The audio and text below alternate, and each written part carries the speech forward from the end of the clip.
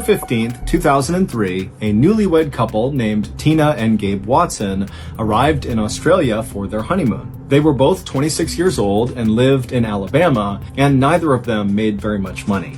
Tina worked in the kids department of a clothing store, and Gabe worked for his father at a packaging company. But Gabe's family had gifted this honeymoon trip to Australia to Gabe and Tina, and so the couple was so excited about it, and they had taken actually a whole year to plan this trip out. It was going to be the adventure of their lives. Once in Australia, the couple spent the first week in Sydney, which is one of the biggest cities in the country.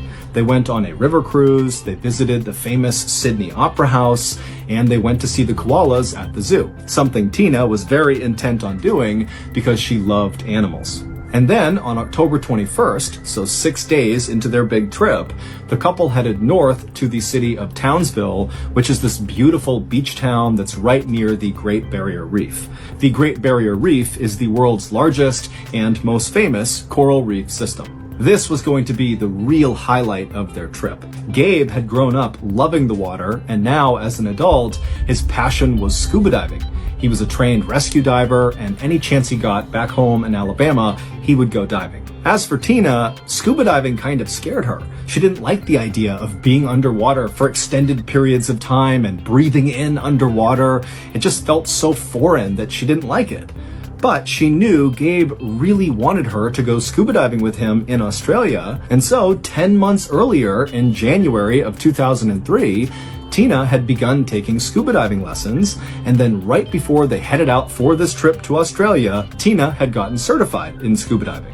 So, after arriving in Townsville, Gabe and Tina would spend the night in a hotel, and then early the next morning, the couple would get up and make their way down to the dock where they would board a diving boat. This boat was going to take them out into the open water, right over this famous shipwreck called the Yongola, where lots of people scuba dive, and this Yongola wreck is right near the Great Barrier Reef. So it's a truly amazing place to go scuba diving. When the couple actually was out on the open water, they looked around and just could not believe how stunning everything really was. The beach town at a distance was unbelievable, and the water was perfectly clear blue, where they could see thousands of fish shimmering and swimming all around them. Finally, the dive boat came to a stop over the area where the Yongola wreck was, and Gabe and Tina began putting on their dive gear, as did the other 4 tourists who were also on this diving trip.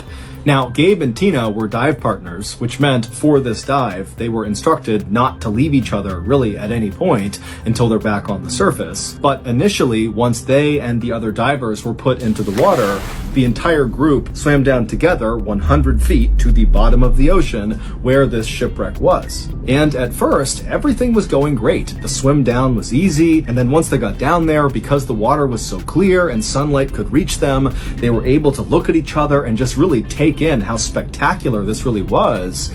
But unfortunately, Gabe, he looked at his wrist at some point and noticed his dive computer, which tells you how much air you have left and what depth you're at, was malfunctioning. And so he signaled to Tina that he needed to go to the surface and get his computer fixed. And so he and Tina would swim away from the group back up to the surface. And then once on the surface, Gabe was able to talk to the dive leader on the boat, and he was able to get his dive computer fixed. And then after only a couple of minutes of being back on the surface, Gabe and Tina went back under the water and began heading back down towards the rest of the group. And as Gabe and Tina approached the rest of the group, they saw they were all kind of swimming around in dive pairs around the Yongola wreck. And so Gabe and Tina, they got down there and they joined the queue and began as well moving as a pair around the wreck. Back up on the surface, the dive leader, who was up in the boat, was just kind of sitting there waiting for the divers to come back up, when all of a sudden he noticed there was this sudden eruption of air bubbles coming up to the surface. And so he peered over the side of the boat to see what was going on, and Gabe, who had only left the surface after fixing his dive computer maybe 5 minutes earlier, came bombing up out of the water. And when he did, the dive leader immediately noticed that Tina was not with him. And before the dive dive leader could even ask Gabe what was going on, Gabe, who was obviously very panicked, he ripped off his mask and he began trying to tell the dive leader that something was wrong with his wife, that she had sunk away from him and he couldn't get to her and he needed help. And so the dive leader immediately put on a scuba tank, he jumped in the water and swam down as fast as he could to the wreck down below. And when he got there, he immediately saw Tina by herself laying on the sand on the bottom of the ocean, just totally motionless on her back. And so the dive leader, he swam over to her, he scooped her up, and he brought her all the way back to the surface. And then once on the surface, he put Tina into the boat, and then the dive leader, he climbed inside and immediately began doing CPR on Tina. And for 45 minutes, the dive leader tried to do CPR, tried everything he could to save Tina, but unfortunately it was not enough, and Tina passed away. An autopsy would later reveal that Tina had died from something called an air embolism, which is when an air bubble gets trapped in a blood vessel and blocks it. In scuba divers, this can happen from holding your breath for too long or trying to ascend too quickly. One theory about how this could have happened to Tina was based on what Gabe said happened when he and Tina went back down to the wreck after he got his dive computer fixed. He said they got down there, everything was fine, they were swimming around like the other dive pairs, taking pictures, when Tina started to panic, kind of randomly, and she reached out for Gabe, and Gabe said she knocked his oxygen mask off his face, and so Gabe was kind of starting to panic, and he got the mask back on, at which point Tina was kind of floating away from him, and so Gabe, not really knowing what to do, said he went to the surface to get help. And so in that time frame, perhaps Tina, tried to rush to the surface on her own, giving herself the air embolism, or maybe in her panic, she had held her breath, giving herself the air embolism. But it wasn't long after Tina's death was ruled an accident and the case was closed that the other 4 people who were on that dive with Gabe and Tina began reaching out to Tina's family. These divers had seen something very strange happen right around the time Tina died, and they felt like they had to tell someone. One of these 4 divers would tell Tina's family that as they were swimming around the wreck, they saw Gabe and Tina come back down after Gabe had fixed his dive computer, and pretty quickly after they reached the bottom, Gabe seemed to give Tina a hug, like a really strong bear hug. Now, there's no reason any diver would hug another diver underwater, certainly not that hard, unless it was some sort of rescue attempt. And this diver who witnessed this told Tina's family that this did not look like a rescue attempt. It looked like Gabe was trying to restrain Tina, and Tina was trying to get away from Gabe. After a few moments of watching this, the same diver would see Gabe release Tina, and at that point, Tina would go limp and float to the bottom, and Gabe would rush to the surface where he would tell the dive leader that he had this emergency with his wife. This new information led Australian authorities to charge Gabe with murder. They alleged that Gabe intentionally turned off Tina's air and then put her in that bear hug to make sure she couldn't turn it back on again. Gabe, however, has always denied this, saying his wife really just panicked and he was trying to help her but couldn't and then went to the surface. Gabe ultimately pleaded guilty to involuntary manslaughter in Australia and served 18 months in prison. Prosecutors in Alabama then also tried to charge Gabe with murder or something else in connection to Tina's death, but ultimately a judge dismissed the case. One final note about this story, which also happens to be the reason most people know about this story, is that 2 of the 4 divers who were down there with Gabe and Tina were taking underwater pictures at the time that Tina died. Here is a photo they developed from this trip, which clearly shows Tina in the background just moments after Gabe had released her and she sunk to the bottom and died. On a sunny afternoon in October of 2015, a 39-year-old man named Richard Jones walked along the perimeter of the yard inside of the state prison in Kansas, where Richard was serving time for a robbery. Up ahead, Richard could see there was a small basketball court with 1 hoop on it, and on the blacktop were dozens of other inmates that were exercising and chatting and socializing, and Richard actually knew most of them because he had been in prison for 16 years now, and Richard was also a very likable guy who was very outgoing and personable, and so he made friends really easily, even in prison. And so as Richard continued his walk in the direction of the basketball court, he saw one of the guys on the blacktop broke free from the group and began moving towards Richard. And Richard immediately recognized who it was. It was his good friend, Steve. And Richard was about to give him a friendly wave when he noticed Steve looked really mad. And so Richard actually just stopped and stared at Steve as he slowly approached him, and as he got closer, Richard could see Steve's fists were balled up and his face was in a scowl. I mean, Steve looked like he was coming over to fight Richard. And so when Steve got about 10 feet away from Richard, Richard actually spoke up before Steve could say anything, and he said, "Steve, what's going on? Why are you so upset?" Steve was kind of a hothead, and Richard knew that, but a lot of times, even when he got mad about things, it would blow over really quickly. And so this was kind of routine, but Richard just couldn't think of a reason for why Steve would be mad at him. And so Steve walks right up to Richard and he goes, "Oh, so now you want to talk to me?" Richard was immediately confused and kind of turned his head sideways and was like, "What?" Steve stared at Richard, kind of expecting Richard to eventually apologize or something, but eventually he noticed that Richard really was not sure what he was talking about. And so Steve was like, "This morning, I went up to you at the cafeteria line, I tried to talk to you, and you completely blew me off and walked away in front of a big group of people. That really embarrassed me and made me look bad." And Richard was like, "I have no idea what you're talking about. I didn't even see you this morning. I don't know where this is coming from." Steve was not buying it, and he was like, "Richard, I know it was you. I saw you this morning. I spoke to you this morning. You did that." And Richard was like, "No, really, Steve, I'm sorry. I have no idea what this is about." And so these two continued to go back and forth on this, and then at some point they both kind of noticed that they were drawing lots of attention because they are in prison and any sort of confrontation immediately draws eyeballs. And so when they noticed other inmates were kind of beginning to walk over to see what was going on, and the guards were starting to notice, Steve just said, "You know what, Richard, fine. I guess I must have made a mistake. No big deal." And he turned and he ran back to the basketball court.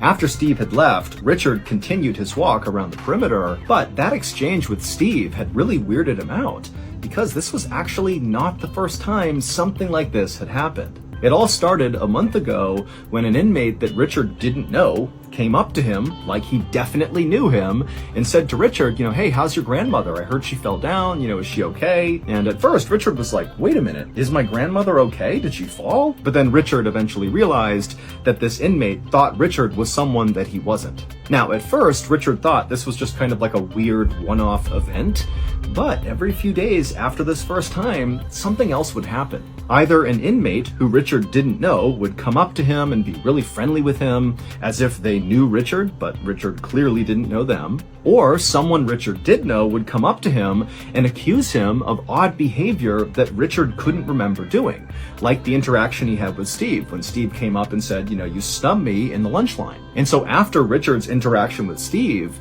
Richard began to think, wait a minute, is someone screwing with me? Is that what's been going on? The next morning, during breakfast, Richard decided not to sit where he normally did, and instead he sat on the very far side in the corner of the cafeteria to basically just be able to people watch all the people inside the cafeteria. And then that afternoon, when Richard was outside, instead of walking around the perimeter like he liked to do, he just sat in a central location and just constantly scanned the whole yard. Now, Richard didn't really know what he was actually looking for. He just figured, maybe I'll see something suspicious, I'll see someone staring at me for too long, or I'll see someone I don't know talking to my friends. Something will tip me off to what's been going on for the past couple of weeks. But despite all this careful people watching he was doing, Richard didn't see anything suspicious. Until 1 week after the interaction Richard had with Steve about snubbing him in the lunch line, Richard was sitting in the cafeteria again when he noticed something very strange on the other side of the cafeteria. And when he saw it, he just stood up and stared, and he felt his heart starting to race faster, and he felt his breath speeding up, and Steve actually was sitting next to him and said, "Hey, Richard, what's going on?" And Richard couldn't even find the words. He just raised his arm up and pointed to the other side of the room. When Richard had originally been arrested 16 years earlier, it was for robbing someone in a Walmart parking lot. Richard had always claimed he did not do it, but multiple witnesses had pulled Richard out of a lineup saying, "That's the guy." And the woman who actually got robbed told police she overheard the getaway driver yelling to Rick, the man who had robbed her, to get in the car so they could leave. And Rick is a nickname for Richard. Richard had insisted he was at a barbecue in another state at the time of this robbery, and so it really couldn't have been him. But the evidence was just overwhelming, and so eventually he was convicted. Richard had never been able to understand why so many people 16 years earlier had insisted that he was the one who committed that crime. And more recently, he couldn't understand why his friends, like Steve, were accusing him of doing things that he didn't remember doing. But that night in the jail cafeteria, when Richard spotted something on the other side of the room, suddenly everything over the last 16 years made perfect sense. Richard really was an innocent man. He did not rob that woman in the Walmart parking lot. His doppelganger had. A doppelganger is someone who looks exactly like you, but they're not actually related to you. It's just genetic chance that somebody else on the planet looks just like you. And it just so happened that Richard's doppelganger, who was this man named Ricky Amos, so it just so happened as well that the doppelganger shared basically the same first name, Ricky and Richard. Well, this doppelganger, Ricky, just happened to be sent to the same prison that Richard was at for a totally unrelated crime. These two men have never met. There's no connection whatsoever. They just look the same. And when Richard looked across the cafeteria and saw Ricky, it was like looking at a clone of himself, and it all clicked. All the people that were coming up to him saying, "You were doing this and acting weird." Well, those people, Stephen included, were actually interacting with his doppelganger, Ricky. And 16 years earlier, Ricky was the one who committed that robbery in Walmart, and the victim and the witnesses, they all confused Ricky for Richard. Here are Richard and Ricky's photographs side by side. Once a judge was made aware of this situation and saw the two photos side by side, he knew the police had made a mistake. Even the prosecutor who had tried Richard in the robbery case supported his release. Richard was freed in 2017 and got a $1 million settlement from the state. As for the doppelganger, Ricky Amos, he was never actually tried for the robbery 16 years earlier because by the time they figured out he was the robber, the case was too old to try. In 1955, Catherine Knight had the misfortune of being born into a highly dysfunctional and abusive household. Not only was she badly mistreated by her alcoholic parents and cruel older siblings, she was also scorned by the people who lived in the town with her simply because they didn't like her family. Catherine lived in a very small town in New South Wales, Australia, where basically everybody knew each other's business. But despite the abuse, Catherine always tried to focus on the future. She would tell herself that as much as my life is miserable right now, in the future I will have a family of my own and I will take care of them the way I wish my family had taken care of me. But when Catherine became a young woman and began dating men, all of her relationships would always crash and burn because inevitably she and her partner would become toxic and abusive and it would end the relationship. It was like Catherine both didn't know how to be a quality partner and didn't know how to identify a quality partner. Likely because she didn't know what that looked like. She had been raised in this horrible household. But in 1995, when Catherine was 40 and really starting to feel desperate for someone to actually love and to love her back, she would meet a man named John Price, who was also 40, and he just seemed fundamentally different than every other man she had ever dated. He was empathetic to her troubled past, and he seemed to really care for her and really wanted to kind of take her under his wing and love her.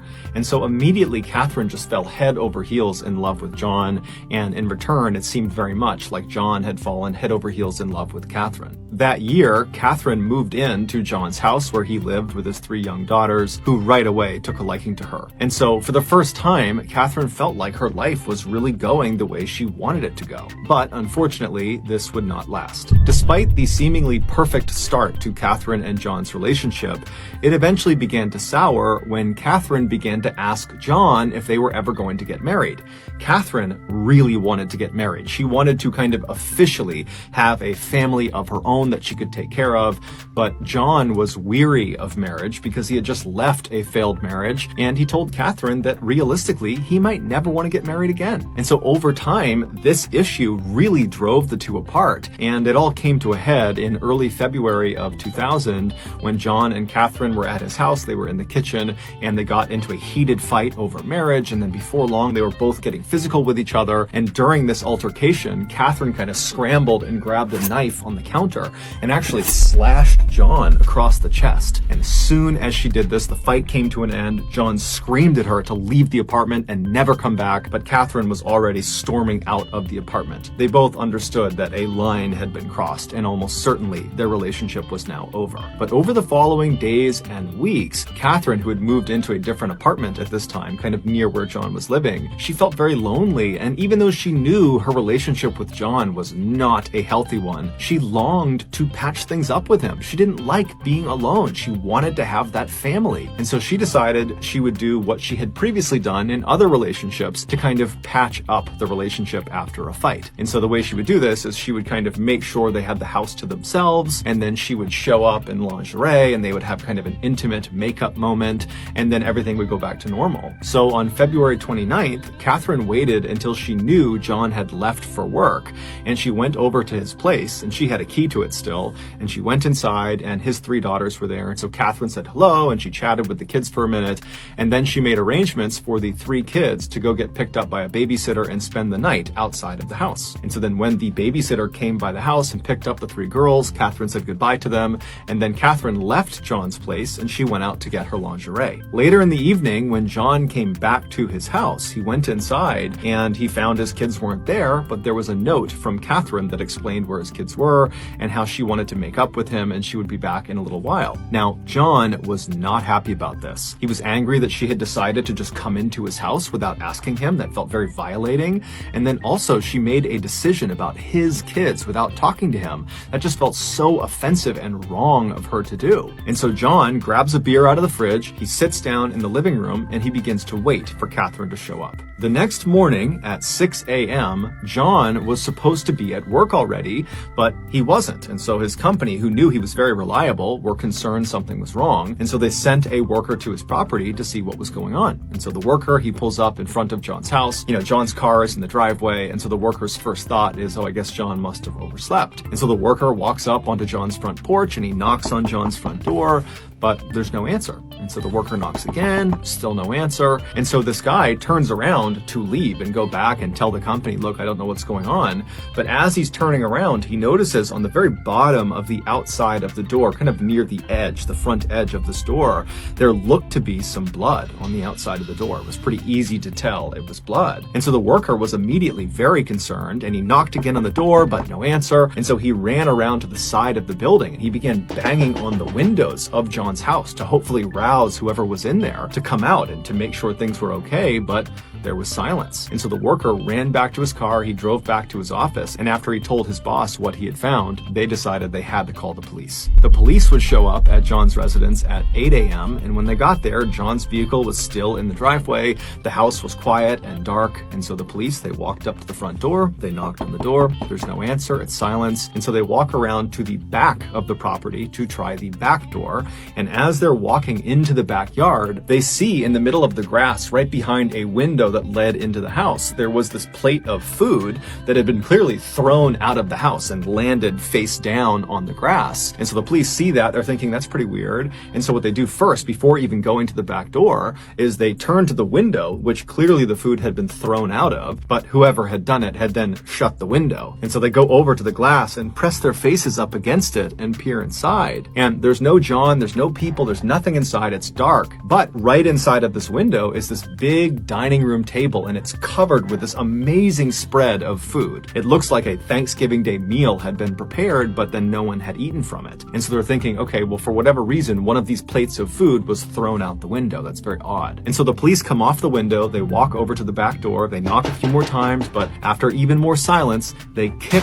the back door down and they go inside. As soon as they step in, there's 2 officers. They walk straight into the house with the dining room table with all that food on their left, and there's nothing that stands out. They're calling for John, it's silent, everything is off, everything is quiet, and they keep on walking into what appears to be the living room where the TV is and where there's a couch, and as soon as they walk in, they see there's blood everywhere. And towards the front of the living room, where the front door actually opened into the house, there was a very obvious pool of blood. Basically, if you stepped into the house, you'd be stepping into this puddle of blood. And as they're looking at this pool of blood, they see there is a distinct blood trail from the pool back into the living room that they have just walked into, and the trail kind of leads behind a couch out of their view. And so they walk around the couch to see what's at the end of this trail, and they find Catherine Knight's crumpled body on the ground. And so right away they rush over to her and they feel for a pulse, and they discover that she actually does have a pulse, but very obviously she's clinging to life, barely. And so one of the officers stays with Catherine while they're calling in paramedics to come in and deal with her, while the other officer draws their weapon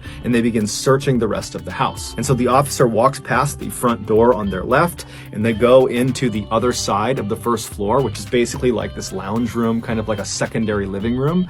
And as they're looking out across this room, they see there's no one in it, but there appears to be this curtain blocking the entrance to some other side room. And this officer, as they're looking at it, they look down and they notice there's another blood trail that starts from the front of the house. It snakes all the way across this lounge room and kind of disappears into this covered up room. And so this officer yells out for John, but there's no answer. And so he ends up going all the way across, checking as he's going, looking around, but there's no one there. And he gets to this towel, and with his non-shooting hand, he kind of pushes it out of the way, and he looks inside of this space. And it turns out to just be a small closet. There was nothing of note inside. It didn't really make sense that the blood trail had led to this closet. But then, as the officer was kind of wondering why the blood trail ended here, he started to feel something cold on his non-shooting arm. And so he looked down at his arm and he saw there was this huge streak of blood on his arm. And he knew he had not been wounded in some way. This was not his blood. So how did he get blood all over him? And then he stepped back in horror because he realized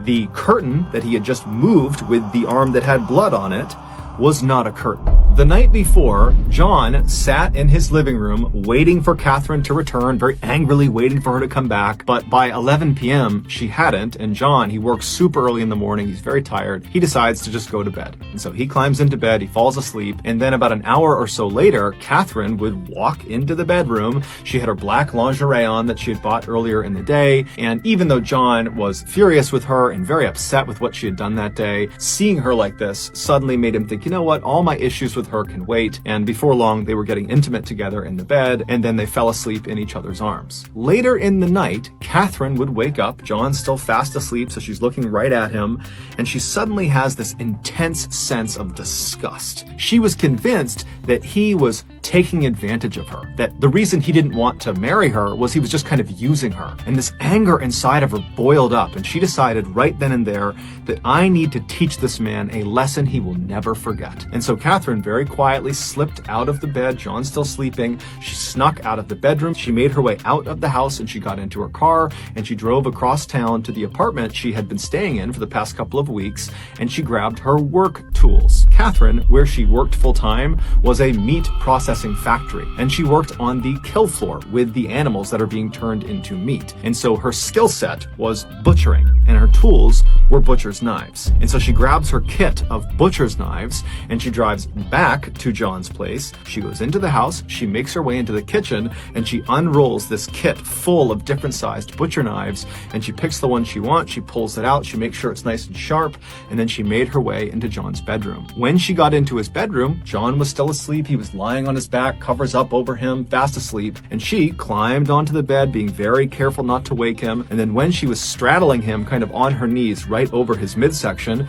she raised the knife up between her two hands and she brought it down into his chest. John immediately shot up, bucking Catherine off of him. She went flying onto the floor, and then instinctively, John just begins running out of his bedroom. He has no idea what's happening. He's been stabbed, but he probably can't even feel it. It's all adrenaline. He's just running through the house. But by the time he gets to the front of the house, the blood loss had caused him to be so weak he could barely stand. And so he managed to open the front door, but then he collapsed onto the ground halfway between the inside and outside of the house. And so laying there, he reached out with his bloody hand and he grabbed the edge of the door that was partially open and tried to pull himself out of the house. And that's how that bloody print was left on the outside of the door that the worker saw. And as he's trying to pull himself out of the house, Catherine, who had gotten up after being knocked off the bed, she ran to the front of the house and she grabbed his legs and she pulled him back into the house and then shut the door. And then once he was inside, she got on top of him and stabbed him an additional 36 times all over his body. And then she left him there to bleed to death. And so while he's dying, she goes into the kitchen and she puts on a large pot of water to boil. And then she began setting the plates all around the dining room table for a big family meal. After she was done setting the table, she went back over to John, who was now deceased at this point, and she dragged him all the way across that lounge room on the other side of the house that the officer walked through and then found that curtain. She dragged him all the way across that room to right in front of that closet, and then using her expert skills from working in the meat factory, she proceeded to skin John from his neck all the way down to his toe. And she was so good at it that she was able to skin him in one piece. And she took this skin suit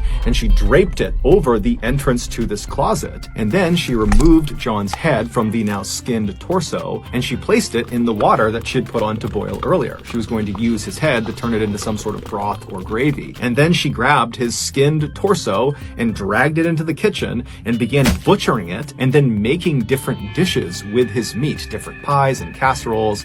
And then after she had made this enormous feast out of John's body, she set the food all around the table that she had already laid out, and then she made little placards, little name cards that had the names of each of John's children on them, and she placed them in front of each of the plates because her intention was to feed them their father. And then Catherine sat down at a plate that she had made for herself and she began eating John, except it made her sick, and so she opened the window behind her and she threw her plate of food out into the backyard. And then when she turned back around and looked at what she had done, she decided that instead of facing the consequences, she would just take her own life. And so she went into the bathroom, she grabbed some sleeping pills, and then she cut across the front of the house, walking through that pool of blood near the door. She made her way into the living room, she overdosed on sleeping pills, and collapsed on the ground. However, when the paramedics finally showed up the following morning, they were able to save her. And so once she stabilized in the hospital, she was promptly arrested for John's murder. She would ultimately be found guilty, however, she would never take any responsibility. And then during her sentencing phase, she was given life in prison, but the judge made a special clause just for her.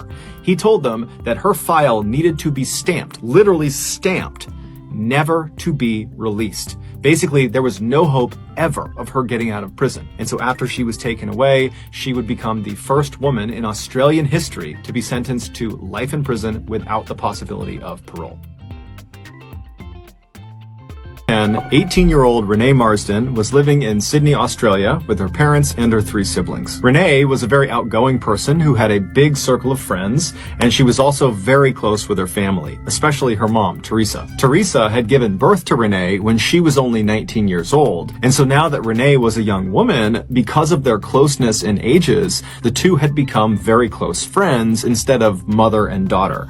And so because of that dynamic, Renee found herself always going to her mother to tell her anything going on in her life. She was her confidant. And that year, something major had disrupted Renee's life, and so naturally she went to her mom and she told her about it. It would turn out Renee's boyfriend of nearly 2 years, who she was madly in love with, well, she had discovered he was cheating on her and didn't actually even care about her. He had sent these text messages that basically said as much. And so she confronted her boyfriend with these text messages, and he denied ever sending them. He said, "Look, I've never cheated on you. I don't know where those came from. I promise I've been faithful to you this entire time." But Renee just wasn't buying it, and so she had felt forced to break up with him. And so Renee naturally had turned to her mother for comfort and guidance, but Teresa, all she could really offer her daughter was, to remind her that time heals all wounds, and that certainly someday you will meet the right person for you. And amazingly, only a couple of weeks after this very painful breakup, Renee came home from work one day and she walked into the house and she was all smiles. And considering how unbelievably depressed she had been over the last couple of weeks,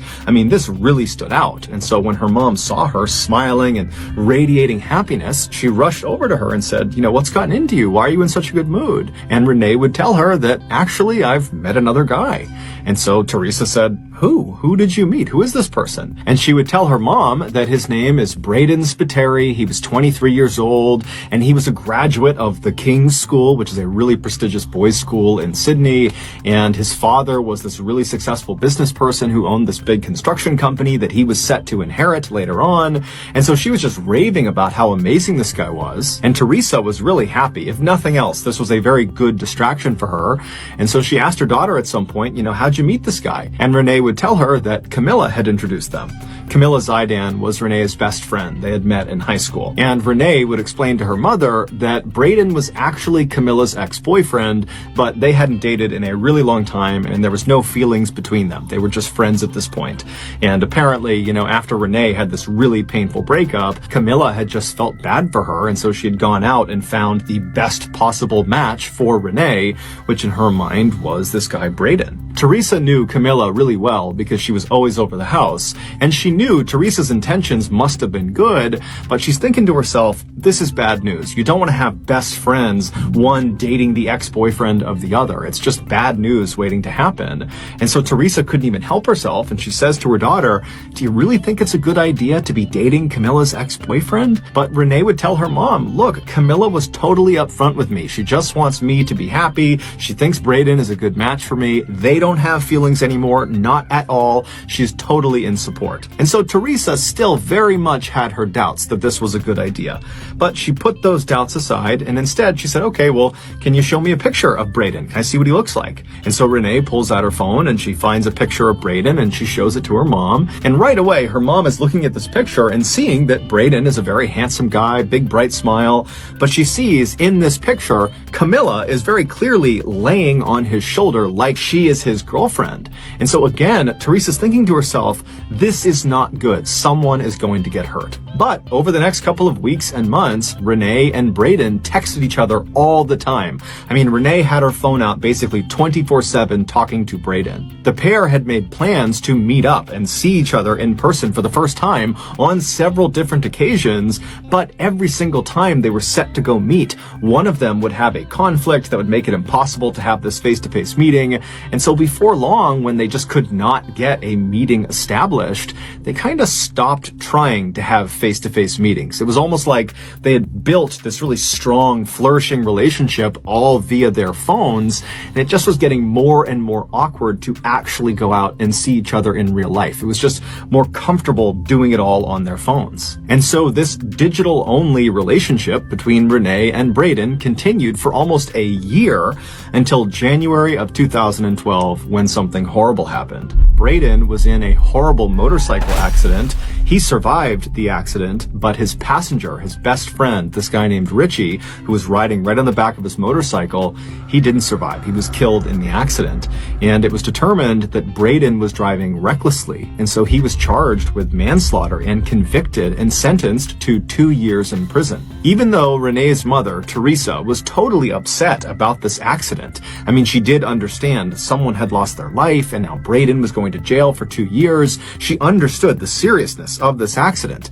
But at the same time, there was a part of her, her motherly, protective side of her, that was kind of relieved for her daughter. She figured with Braden being out of contact for 2 years in prison, that their relationship would end and Renee could go pursue somebody else who was not an ex-boyfriend of a close friend and was someone that she could actually see in person and not just have to text with all the time. But surprisingly, after Braden was transferred to Goulburn Prison, which is where he'd be serving his 2-year sentence, it's located about 2 hours to the south of Sydney, his family smuggled a phone somehow into this jail, and he was able to continue texting with Renee. And so after he was incarcerated, they just picked up their relationship like nothing had changed. Now, Renee's family did not like this development, and they told her as much. They thought this was a bad idea, that this was the wrong path for her, but Renee didn't care. She was totally in love. And in fact, over the first couple of weeks that he was in Goulburn Prison, their relationship only intensified. They actually agreed to get married as soon as he was released at the end of 2013. And in fact, Renee had already begun making wedding preparations. She had gone on eBay and found this beautiful tiara she would wear on her wedding day, and she had contracted a wedding photographer, and she had even contacted the Greek consulate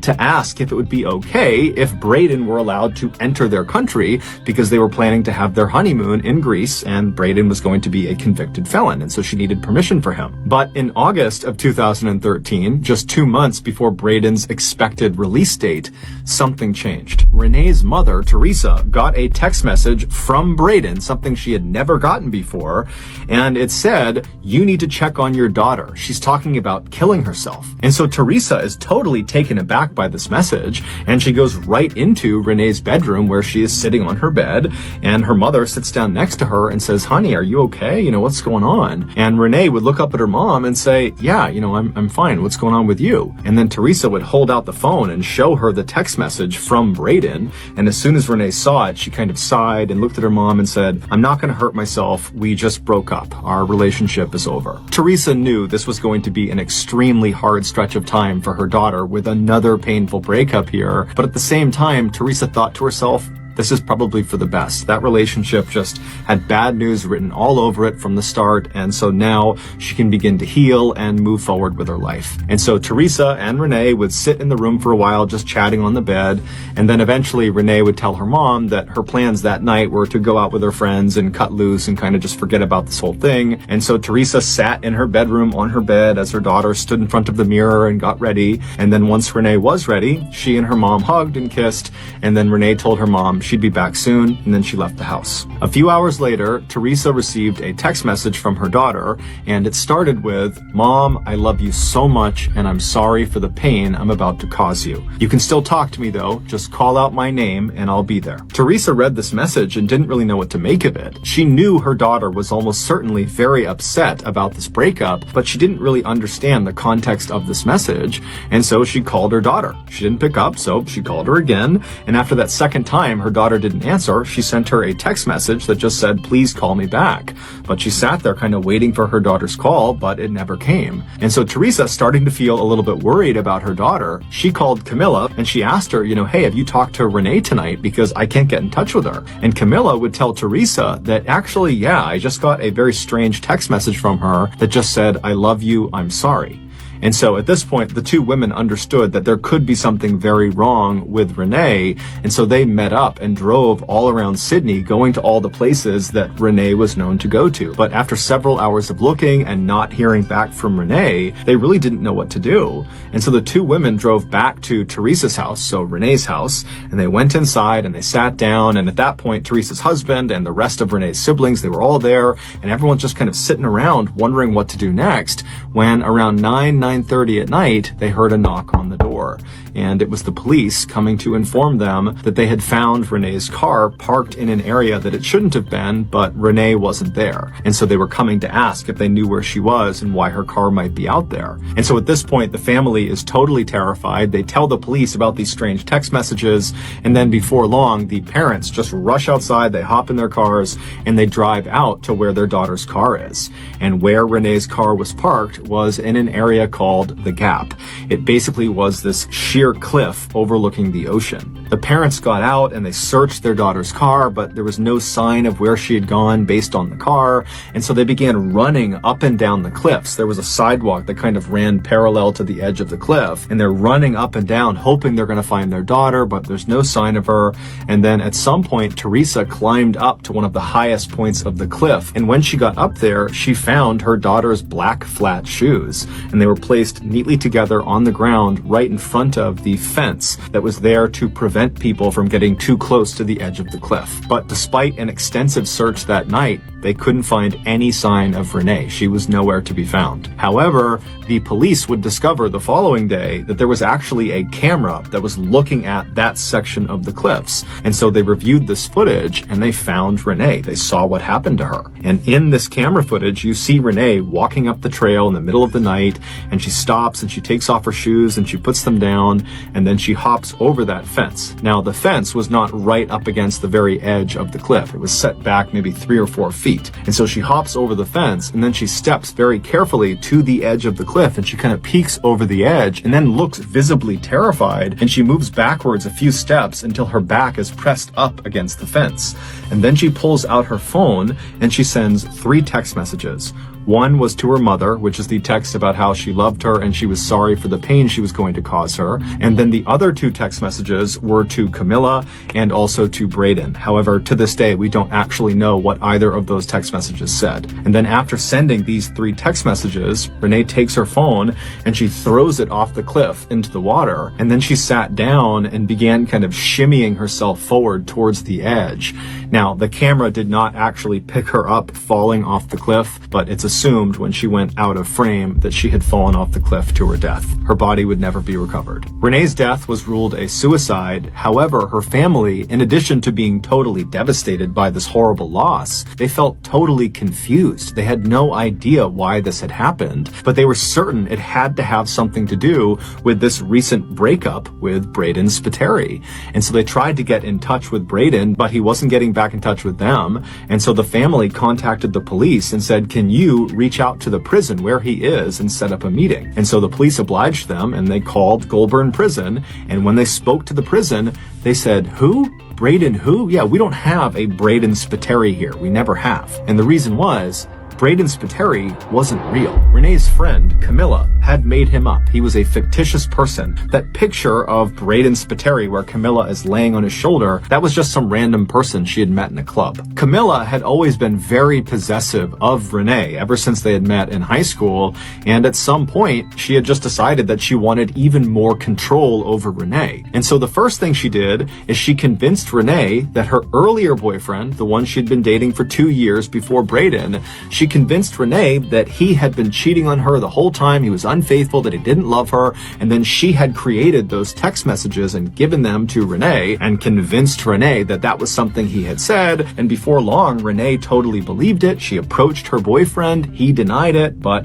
Camilla the whole time is telling Renee, he's lying to you, he's been doing this whole time, I know he's a bad guy, and so Renee had listened to her best friend, and she had severed that relationship. And then almost immediately after that, Camilla swoops in to the rescue and connects Renee with this Braden guy, Camilla's supposed ex-boyfriend, who really was just Camilla on the other side of the phone. And for nearly 2 years, Camilla kept this charade up, and Renee completely believed this was a real person, that Braden was her boyfriend. She loved him. And eventually, in June of 2013, so 2 months before Renee died, she confided in Braden, aka Camilla, that her friend Camilla was toxic and mean and controlling, and she didn't want to be her friend anymore. And so Camilla, she's reading this and she's furious. And so she decides the only way to get revenge on Renee and regain control of her is to have Braden break up with her. And so 2 months later, on August 5th, 2013, so on the day that Renee died, she was out to lunch at around 1 p.m. with a coworker when she gets a text message from Braden that just kind of comes out of the blue, and it says, I need a break from you. Now, this is around the time that they're planning their wedding. And so Renee is totally heartbroken, and she's trying to get in touch with him and call him. He's not picking up. And then fast forward to about 2:45 p.m. that afternoon, we know Renee called Goulburn Prison. It was the first time she had done that.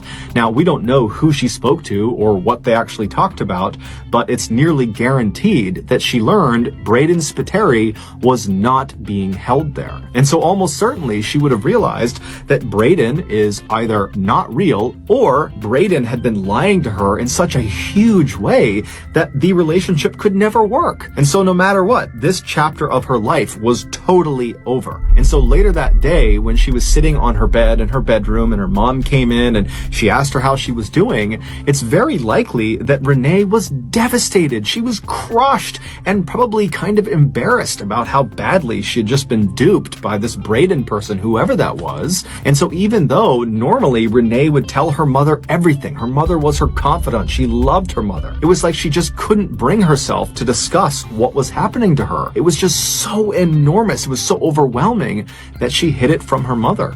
And instead, she just got dressed up, said goodbye to her mom, and then she headed out to the cliffs. No charges were ever brought against Camilla because catfishing, which is exactly what she was doing, which is using a fictitious online persona to lure people into relationships, well, that's not considered a crime in Australia. And Camilla, despite being pressed by the police and Renee's family, has never taken responsibility for this and has never apologized. So that's going to do it, guys. If you got something out of today's episode and you haven't done this already, please ask the like button to be the back half of your 2-person horse costume for Halloween. And after they accept, spend the night before drinking Miller Lite and eating falafel. Also, please subscribe to our channel and turn on all notifications so you don't miss any of our weekly 1 or 2 video uploads. We now have a podcast where we put out brand new, never before heard content on Monday mornings. And also on Thursday, we re-upload YouTube content, but we remastered the audio. This podcast is called MrBallen's Podcast, and you can find it on Spotify, Apple Podcasts, Amazon, Google, basically anywhere you find your podcasts, it will be there. If you want to get in touch with me, please follow me on any major social media platform. My username on all of them is @MrBallen, and then just send me a direct message. I actually do read the bulk of my messages. We have 2 additional YouTube channels. One is just called MrBallen Shorts, where we post random short videos and lost episodes, and the other YouTube channel is just called MrBallen en Espanol, and it's a Spanish language channel. We also have a Facebook page just called @MrBallen that puts out near daily content. We also have a Snapchat channel called MrBallen that puts out content on Sundays. We have some really cool merchandise. If you want to check it out, go to shopmrballen.com, and if you have a story suggestion, please submit it to our subreddit just called MrBallen. It's linked in the description below. So whether I see you on Instagram, Twitter, TikTok, Reddit, YouTube, Facebook, other YouTube channels, podcasts, wherever, just know that I really appreciate your support. And until next time, that's going to do it. See ya.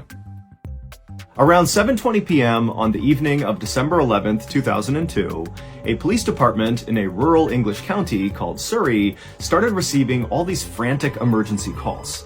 Now, all of these calls were coming from drivers on a heavily trafficked highway called the A3, and they all were saying the same things. They had seen this totally reckless driver with super bright headlights that was weaving in and out of traffic and going at high speeds and nearly crashing into people.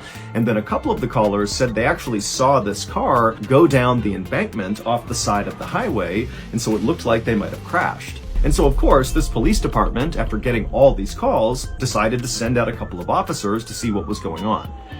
When the 2 officers got out to the A3 and began patrolling the area on the A3 where all these calls were saying they had seen this reckless driver, they didn't see the driver. They didn't see a wreck on the side of the road. They didn't see any signs of an accident. I mean, there was nothing there. Now, had only one person called in about this wild, reckless driver, at this point, the officers would have chalked this up to a mistake or even a prank. But so many people called in about this one particular reckless driver on the A3 that these 2 officers decided to just keep on looking and really see if they can figure out where this driver went. And so to this point, the 2 police officers had been just driving on the A3 to try to find this driver. And so they decided they would park their vehicle, get out, and walk on foot on the edge of the highway because there were these huge forests that lined either side of the A3. In fact, Surrey, the county in England where this was one of the most heavily forested areas in all of England. And so these forests on either side of the A3 were very dense. You could not see very far into them. And so these officers were thinking that it might be possible that this driver, if they were driving as recklessly as all the callers made it seem like, they could have veered off the highway, gone down the embankment, and then because they were going at such a high speed, they could have crashed their way into one of these forests and basically disappeared from view from the road. That in order to see this crash in the forest, you'd have to be basically in the forest. And so these 2 officers, they pulled over, they got out, and they began walking along the edge of the highway, staring into the forest, looking for a sign of a car wreck. And sure enough, after walking for a while, one of the officers spotted something deep in the woods that looked almost metallic or plastic. Whatever it wasn't supposed to be in the forest. And so the officers made their way into the tree line and began walking through all the trees. And as they got closer, they realized very clearly there was a car. There was a wreck in the forest. And so the 2 officers, they begin running towards the wreck. They're calling for backup on the radio. They get to this wreck in the middle of the forest, and they're on the driver's side, and they look inside the car, and there's no driver in the driver's seat, but they looked through the car to the passenger side, and they saw the front passenger door was wide open, and on the ground on the other side of the car was very clearly a body. And so the two police officers rushed around the car to get a better look at the body. And when they did, they couldn't believe what they were seeing. It didn't make any sense. Like, what was this? Now, to understand why these police officers were so caught off guard by what they were seeing, we need to go back 5 months to July 16th, 2002. On that night, a 21-year-old man named Christopher Brian Chandler finished up his beer at a pub in West London. And for reference, where this pub was located was about 1 hour north of that stretch of the A3 highway in Surrey where the car was found in the woods. This night, Christopher had gone to this pub with a close friend of his. This was meant to be a fun night out. But, as Chris is finishing up this beer, he began to feel really antsy because it turned out Christopher was actually wanted by police in London for robbery, and so he hated staying in one place for too long. And so the only people who even knew where Christopher was the friend he was with at the bar, and then also Christopher's brother. He knew he was at this particular pub. And so finally, Christopher got so anxious about being in this pub for too long that he told the friend he was with that he just wanted to leave, and so he said goodnight to his friend. The friend stayed at the pub, and Christopher left, got in his car, and began driving south. But Christopher never arrived at the place he was trying to go. He just sort of disappeared, and nobody heard from him again.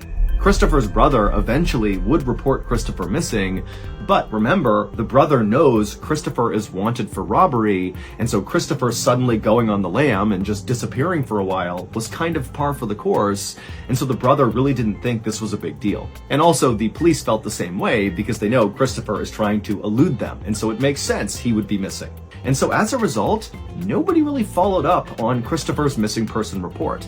Everybody just kind of moved on. That is, until 5 months later, when all those drivers began calling into the police in Surrey about seeing this totally reckless driver careening down the A3, who eventually crashed into a ditch. And then those two officers, they went out to that stretch of A3, and sure enough, it was Christopher's car, and the body on the ground was Christopher. However, there was a problem. When the two police officers walked up on Christopher's car and saw it for the first time, they were struck by how old it looked. But it didn't really register with them why that would matter. It just stood out to them that this is a really, really old and rusted up car. But when they went around to look at the body on the ground, Christopher's body, they saw that his body was actually mostly a skeleton, which meant Christopher did not crash and die on this night, December 11th, 2002. Very likely, he crashed and died 5 months earlier, right around the time he disappeared. Now, the Surrey police, they say that this was all just one big coincidence, that the reckless driver that all these drivers were reporting that night on the A3 must have not crashed and actually just kind of got away, and then just by coincidence, when the police were searching that area of the A3 for the reckless driver, they happened upon Chris and his car. But remember, several of the drivers who called in that night about seeing this reckless driver on the A3, they specifically said they saw the car veer off the embankment and crash down below near the tree line. Like, this is a serious crash. Someone needs to get out here with an ambulance because probably someone's hurt. And then when the police got out and searched the exact area where this crash supposedly happened, they find Chris's car that had all the hallmarks of a car that was driving recklessly on the A3 that veered off and crashed into the woods. I mean, they found Chris and his car because of these calls, but it could not have been Chris. But what other car could it have been? As of today, we do not have a good explanation for how this happened, and so it's been dubbed the A3 Ghost Crash.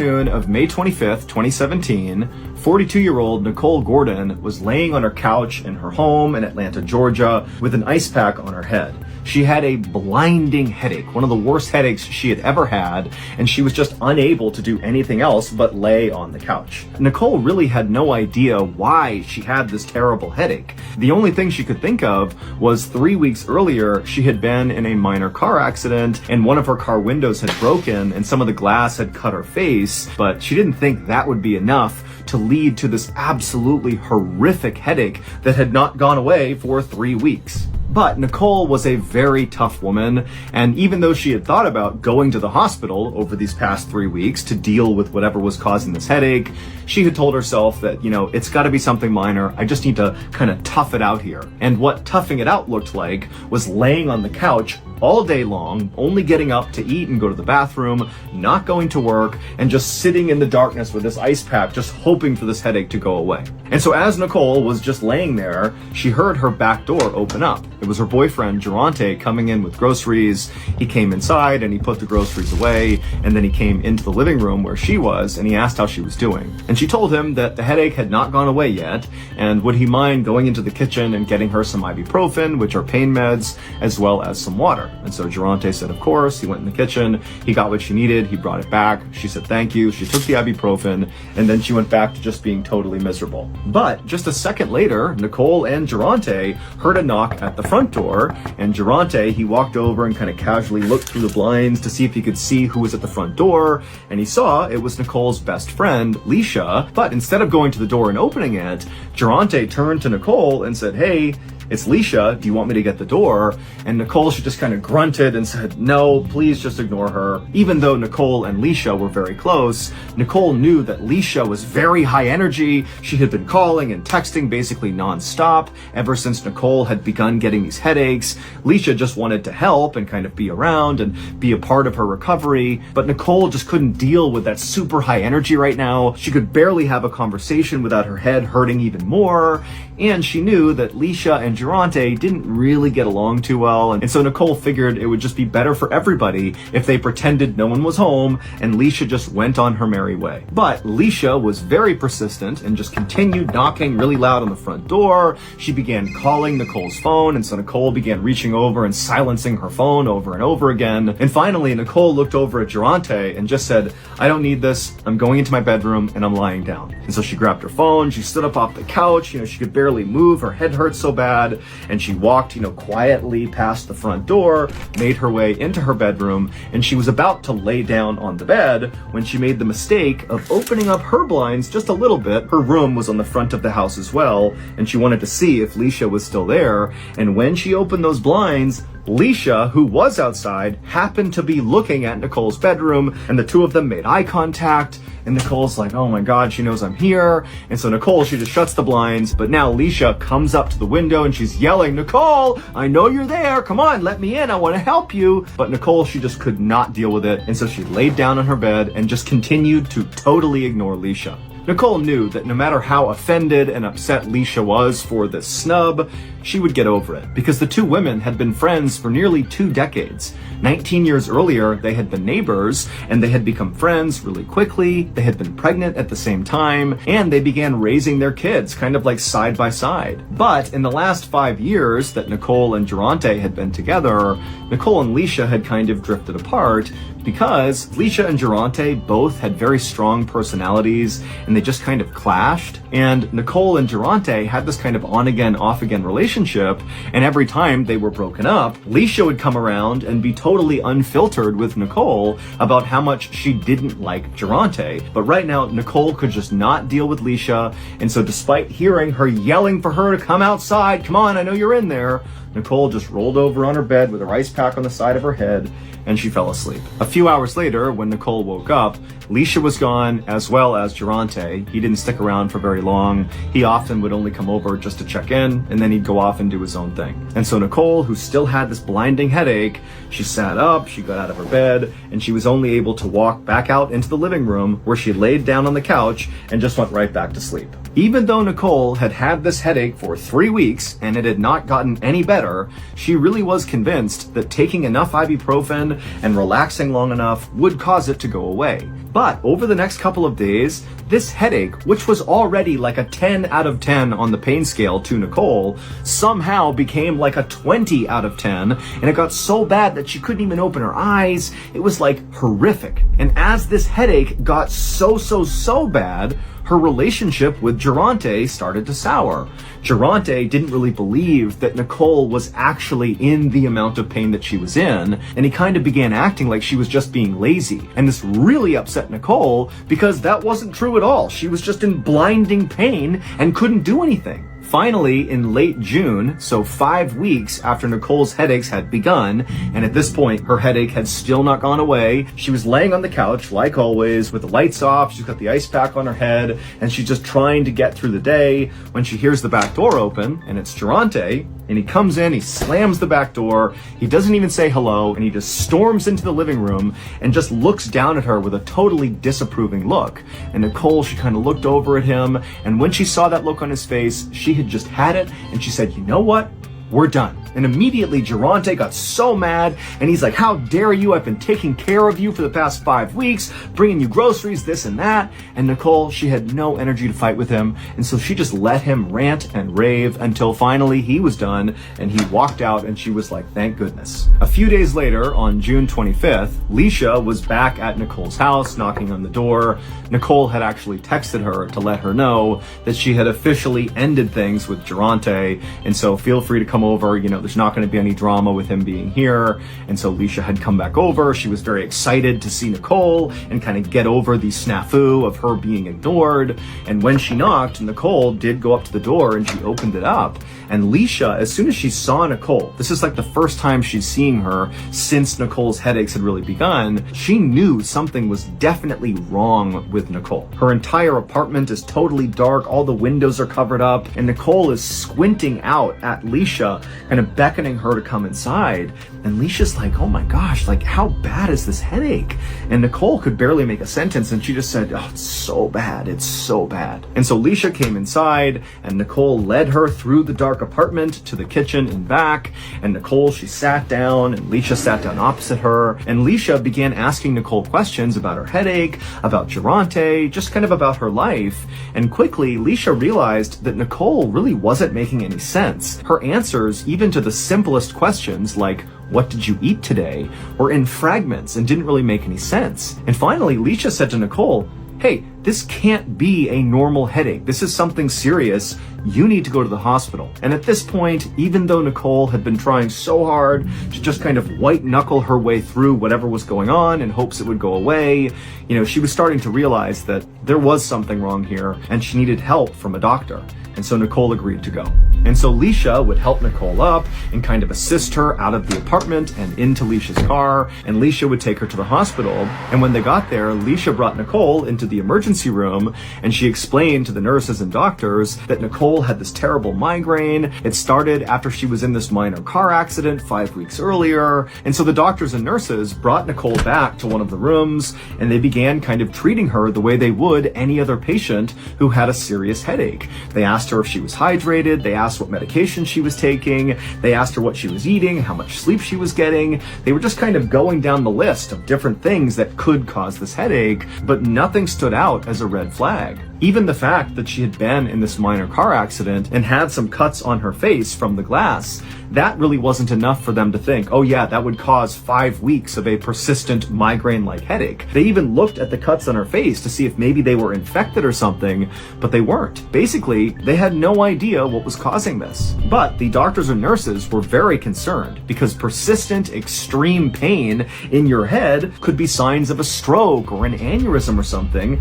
both of which can be fatal. So they put Nicole through a series of imaging scans to get a look inside of her head to try to figure out what was going on. And after they finished all these scans, Nicole was brought back to her hospital room and she laid down on the bed. And even though she felt terrible still because of this headache, she at least felt like, okay, finally, these people are going to figure out what's wrong with me. They're going to give me medication. This headache's going to go away and I can get back to my normal life. But only a few minutes later, as Nicole is laying there trying to get comfortable, the door to her room suddenly burst open and a swarm of people came into the room looking very concerned. And in the middle of all these people was a guy wearing a suit, and he walked up to Nicole and he said he was a police detective, and he held up one of her scans and he pointed at it. But to understand what he was pointing at on her scan, we need to go back and look at what really happened on the day that Nicole got into that minor car accident. Back in early May of 2017, Nicole and Durante, who were still dating at this point, had just come back to Nicole's house after the two of them had been at a house party together. And Nicole was furious with Durante because at this house party, he had been openly flirting with another woman right in front of Nicole. And so Nicole, after going into her house, brought it up to Durante about how disrespectful that was. And Durante, instead of being apologetic or trying to defend himself or even lie about it, he actually just got really mad at Nicole and said, you know what, fine, I'm breaking up with you. And then he began going around her house, gathering up all of his things that he had left inside of her house. And Nicole, truthfully, was so mad that she didn't really care that he was putting on this show of taking his stuff and leaving her. And so after a few minutes of Durante angrily grabbing his stuff from inside the house, he headed outside to Nicole's car where he had some more things inside of her car. And so he went in the passenger seat, and Nicole, she just reflexively got into the driver's seat of the car just to make sure that Durante didn't take anything inside of her car that he shouldn't, or mess with her car in some way to get revenge on her. And so she's sitting there, she's watching Durante right next to her gather up his things, and then he hops out of the car, doesn't say a word to her, and then he walked around the front of her car and got into his car, which was parked right in front of hers, facing out towards the road. He climbed into the driver's seat, shut the door, and then he didn't move. And so Nicole, she's still sitting in her car, looking at Durante, hoping that he's just gonna leave now, but he wasn't. And so suddenly feeling so frustrated and mad at him for everything, she turned on her car and drove forward, not fast or anything, and bumped intentionally into the back of Durante's car, and then she backed up to where she had been. And after she did that, she stared angrily at Durante, basically being like, what? Like, I want you to leave, like, get out of here. And Durante, he was furious. And so he threw his car in reverse and he really hit the gas and rammed into the front of Nicole's car. And in fact, he hit her car so hard that her car lurched backwards and smashed into her fence. Now, Nicole's memory only showed her this exchange. She remembered fighting with Durante, him getting his stuff, and then her bumping into him, and then him really hard smashing into her. And so when she thought about the minor accident she had gotten into, this was it. But what Nicole did not know as she was laying in the hospital bed, as this detective is holding up the scan and pointing at it, is there was actually a whole other series of events that played out after Durante backed into her. After Durante backed into Nicole and she smashed into her fence, Durante got out of his car, walked up to Nicole's car, drew a gun, and shot Nicole in the head. That's what happened. This was not a glass cut. This mark on her forehead was where the bullet went into her skull. But obviously, this did not kill Nicole. It knocked her unconscious, and Durante picked her up, put her in his car, and drove her to his mother's house, where he told his mother that, oh, Nicole was drunk and she got into a small accident and, she just needs to rest. And so Durante's mom, believing her son, put some Neosporin on Nicole's entry wound from the gunshot, put a Band-Aid over it, and kind of looked after her for the night. And then when Nicole came to, she had no idea what happened. Her memory only existed up until Durante rammed into her. She didn't remember him getting out and shooting her and all of that. And so when Durante realized that Nicole didn't know he shot her, he just went along with it and said, oh yeah, you got drunk and, we were fighting a little bit and you got into a small accident and I think the glass fell down and cut your head. That's all that happened. And Nicole believed it. It wasn't until Leisha made Nicole go to the hospital 5 weeks later and they scanned her head that they discovered a bullet lodged in her brain. And so the detective came in the room holding up the scan and he pointed to the bright spot on the scan, and that was the bullet. And the doctors and nurses, they told Nicole that we've never seen anything like this, like you should be dead. And also, because this has gone untreated for 5 weeks, your body healed around the bullet. Like, we can't even take it out now. Your brain has formed itself around the bullet, and so it will do more damage than good if we try to pull it out. And so Nicole would go on to live her life with this bullet in her head, but she never really fully recovered. As for Durante, the police would very quickly go after him, but he would flee police and evade them for 2 years, and then finally when they caught up to him, he was hiding in an attic and there was this whole long standoff, but then finally he would surrender himself, and then he would get charged with a host of crimes, many of which he was convicted of, and so ultimately he was sentenced to 25 years in prison.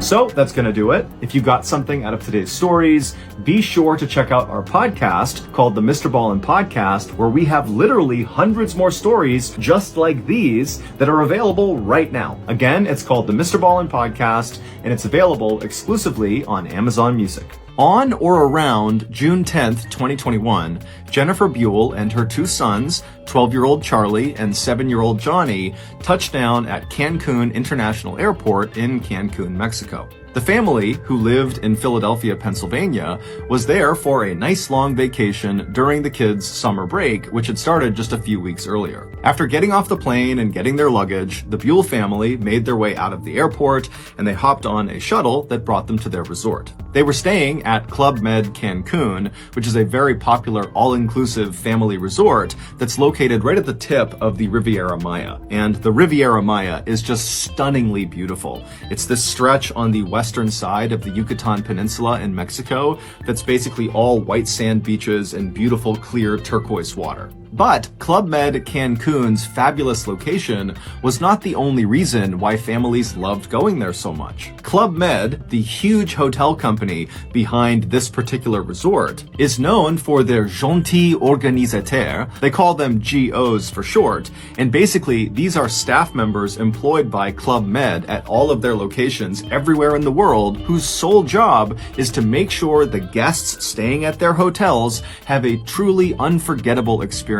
And so these really friendly GOs are always walking around these hotels and talking to the guests and pointing them to the different places they can go within the hotel, and they encourage the guests to interact with each other and to participate in resort activities. And so a stay at a Club Med hotel, whether it's Cancun or anywhere in the world, is known to be very upbeat and highly interactive. So Jennifer and her two sons, they get off the shuttle at Club Med Cancun, they go inside, they get checked in, they make their way to their room, they drop their bags, and then they head out to explore the hotel. And pretty much right away, there were GOs all over the place coming up to welcome them to the hotel and pointing them to the best restaurants, the best places to go swimming, and what activities were coming up that night and what to look forward to that week. And right away, what stood out to the Buell family, specifically Charlie and Johnny, was the Kids Club / Teens Club. Basically, the GOs organized really fun games and activities just for the kids, depending on what age they were. And so this was really appealing to Charlie and Johnny to go play with other kids. And it was appealing to Jennifer because this would mean she could go off and actually relax because she would have childcare. So, starting that first night and over the next week they were in Cancun, Jennifer made sure they always were around the resort so that the boys could just take off and go hang out with this kids club, teen club whenever they wanted. And so the routine that the Buell family adopted over the course of their vacation was they would get up early, they would go to the white sand beaches right outside of their resort, and then after coming back to the resort, Charlie would almost always cut loose and go hang out for the rest of the day with the kids in the teen club, kids club, and Johnny, he mostly stayed with his mom, but over the course of the day, he would leave and do one-off activities with the club. And then at 9:15 p.m. at night, the trio would always link up on the pool deck and they would make their way in to see one of the shows that the GOs were putting on, ranging from comedy sketches to circus tricks. And so all in all, the Buell family vacation to Cancun, Mexico was really going as well as it could have been, until a simple game of hide and seek changed everything.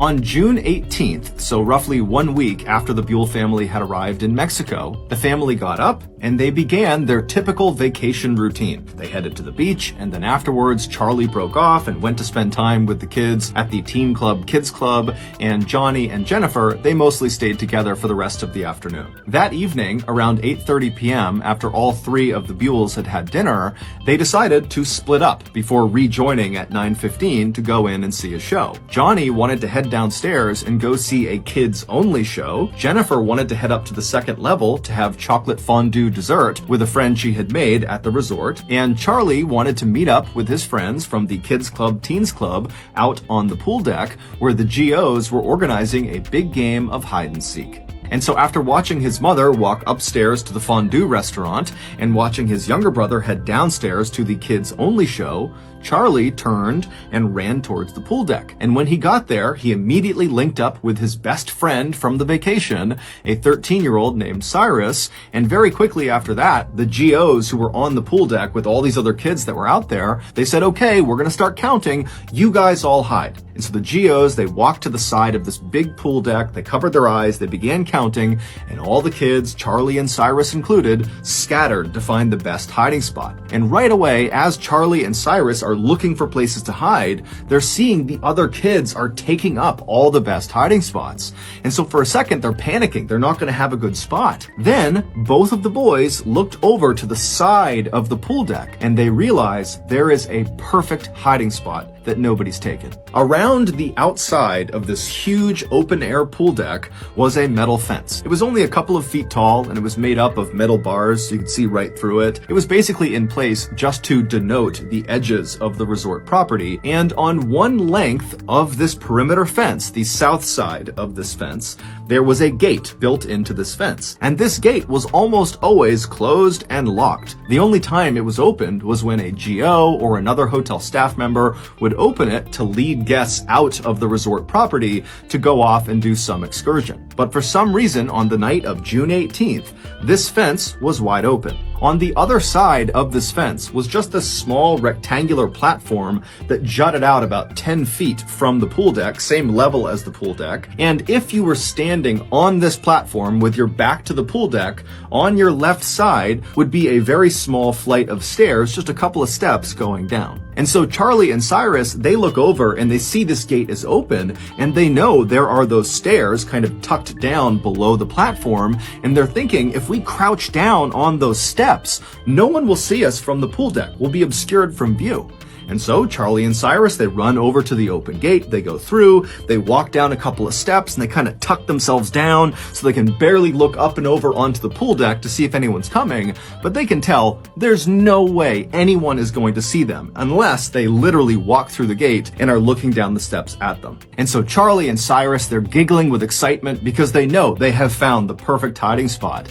And they're listening as the GOs are calling out, okay, ready or not, here we come. And after a couple of minutes, they're hearing the sound of the GOs finding all the other kids all over the pool deck. You know, there were some really good hiding spots, but eventually all the kids are found except for Charlie and Cyrus. And so Charlie and Cyrus, they start looking at each other and they're really excited about this, but they know no one's going to find them. But right before Cyrus and Charlie stood up and revealed themselves, Cyrus happened to notice there was a hose, like a garden hose, that was draped down the steps that they were on, and for some reason, the water was turned on. And so Cyrus grabbed the hose, and as he stood up, turning away from Charlie, he began spraying the water onto the pool deck, onto the GOs and all the kids who didn't know where they were. And so everybody on the pool deck is suddenly laughing and running away from the water. It's totally chaos, and Cyrus thinks it's hysterical. He's still just spraying everybody down. And then at some point, Cyrus stops and turns to see what Charlie's reaction is to this absolute bedlam that he's created on the pool deck. But when Cyrus turns around,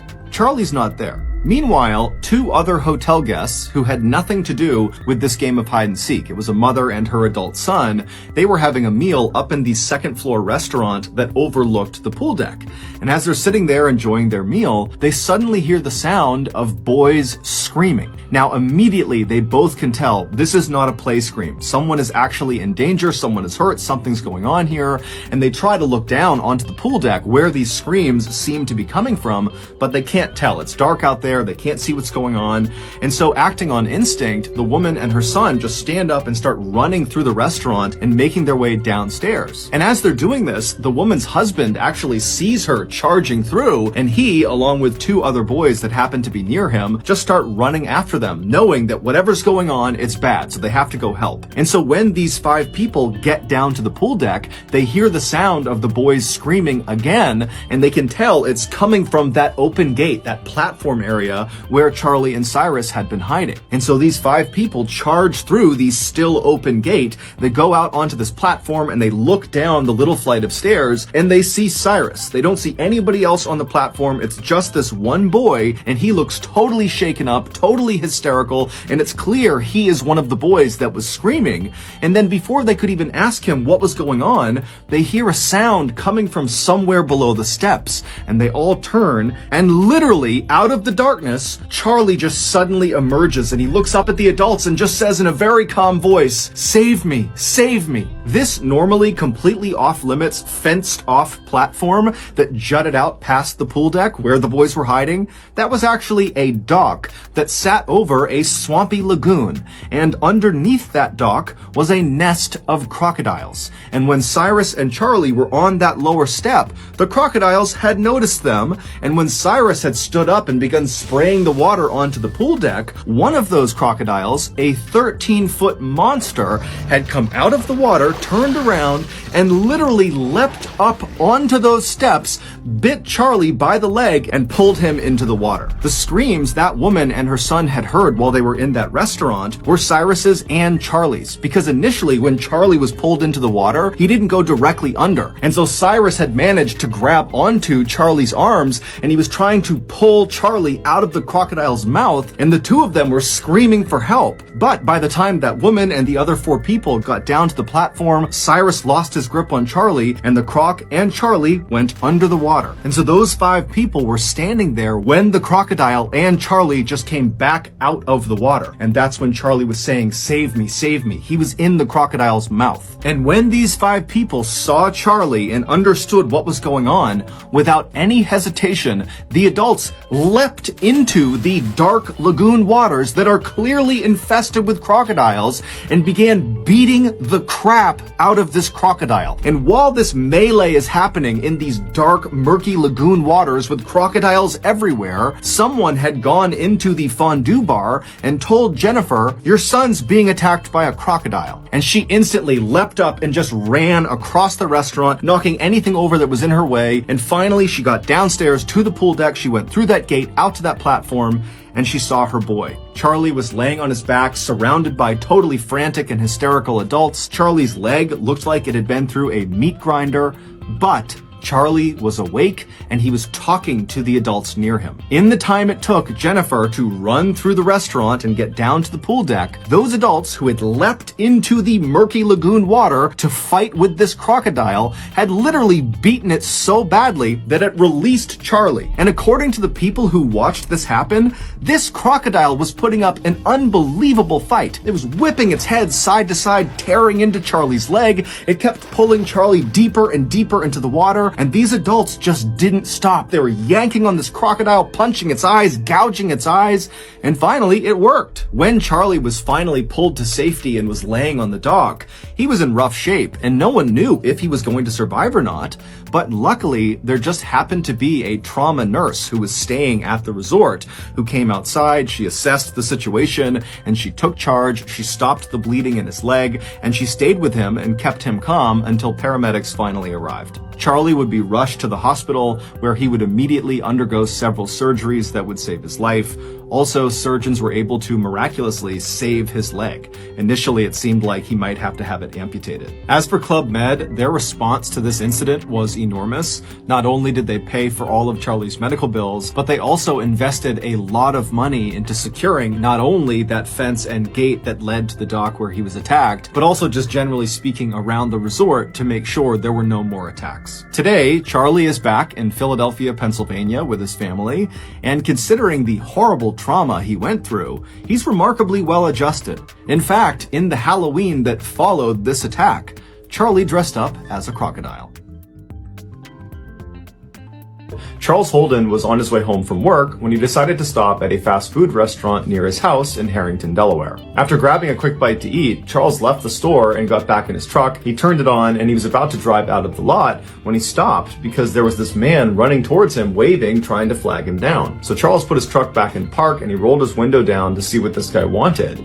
And when the stranger got close enough, he told Charles that his sister was having a baby and he needed a ride to the hospital, which was about 20 minutes away. Charles couldn't tell if this guy was lying. It was super late. He didn't know this guy, and he just had a bad feeling about him. And so he told him, "No, I'm sorry. It's too late. I gotta get home. It's too far out of the way." The stranger immediately looked dejected and turned around and started walking away. And as Charles was watching him go, he felt bad and said, "You know what? Hey, come back here. I'll give you a ride part of the way there."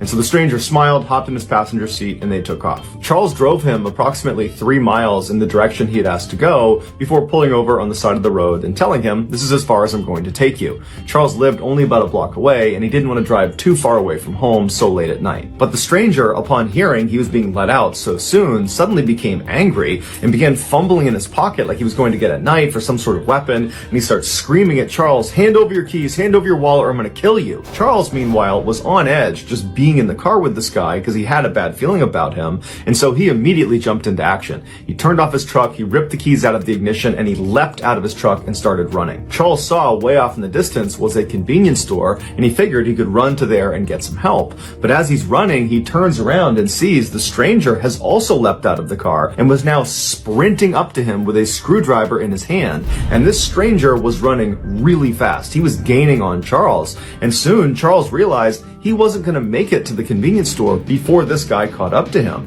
And so at some point, Charles just stops, he turns around and he puts his hands up and he says, okay, I'll give you a ride wherever you want to go, and then you can have my keys, my wallet, you can have anything you want. And so the stranger runs right up to Charles and he stops and he smiles because he's very pleased with this result. And he pokes him with the screwdriver and kind of gestures for him to go back to the truck. So Charles walks back to the truck with the stranger right behind him with the screwdriver periodically poking him in the back. They finally get to the vehicle and the stranger tells Charles to get in the car and then wait. But as soon as Charles sat down, he fired up his truck and sped off before the stranger could hop in the passenger side door.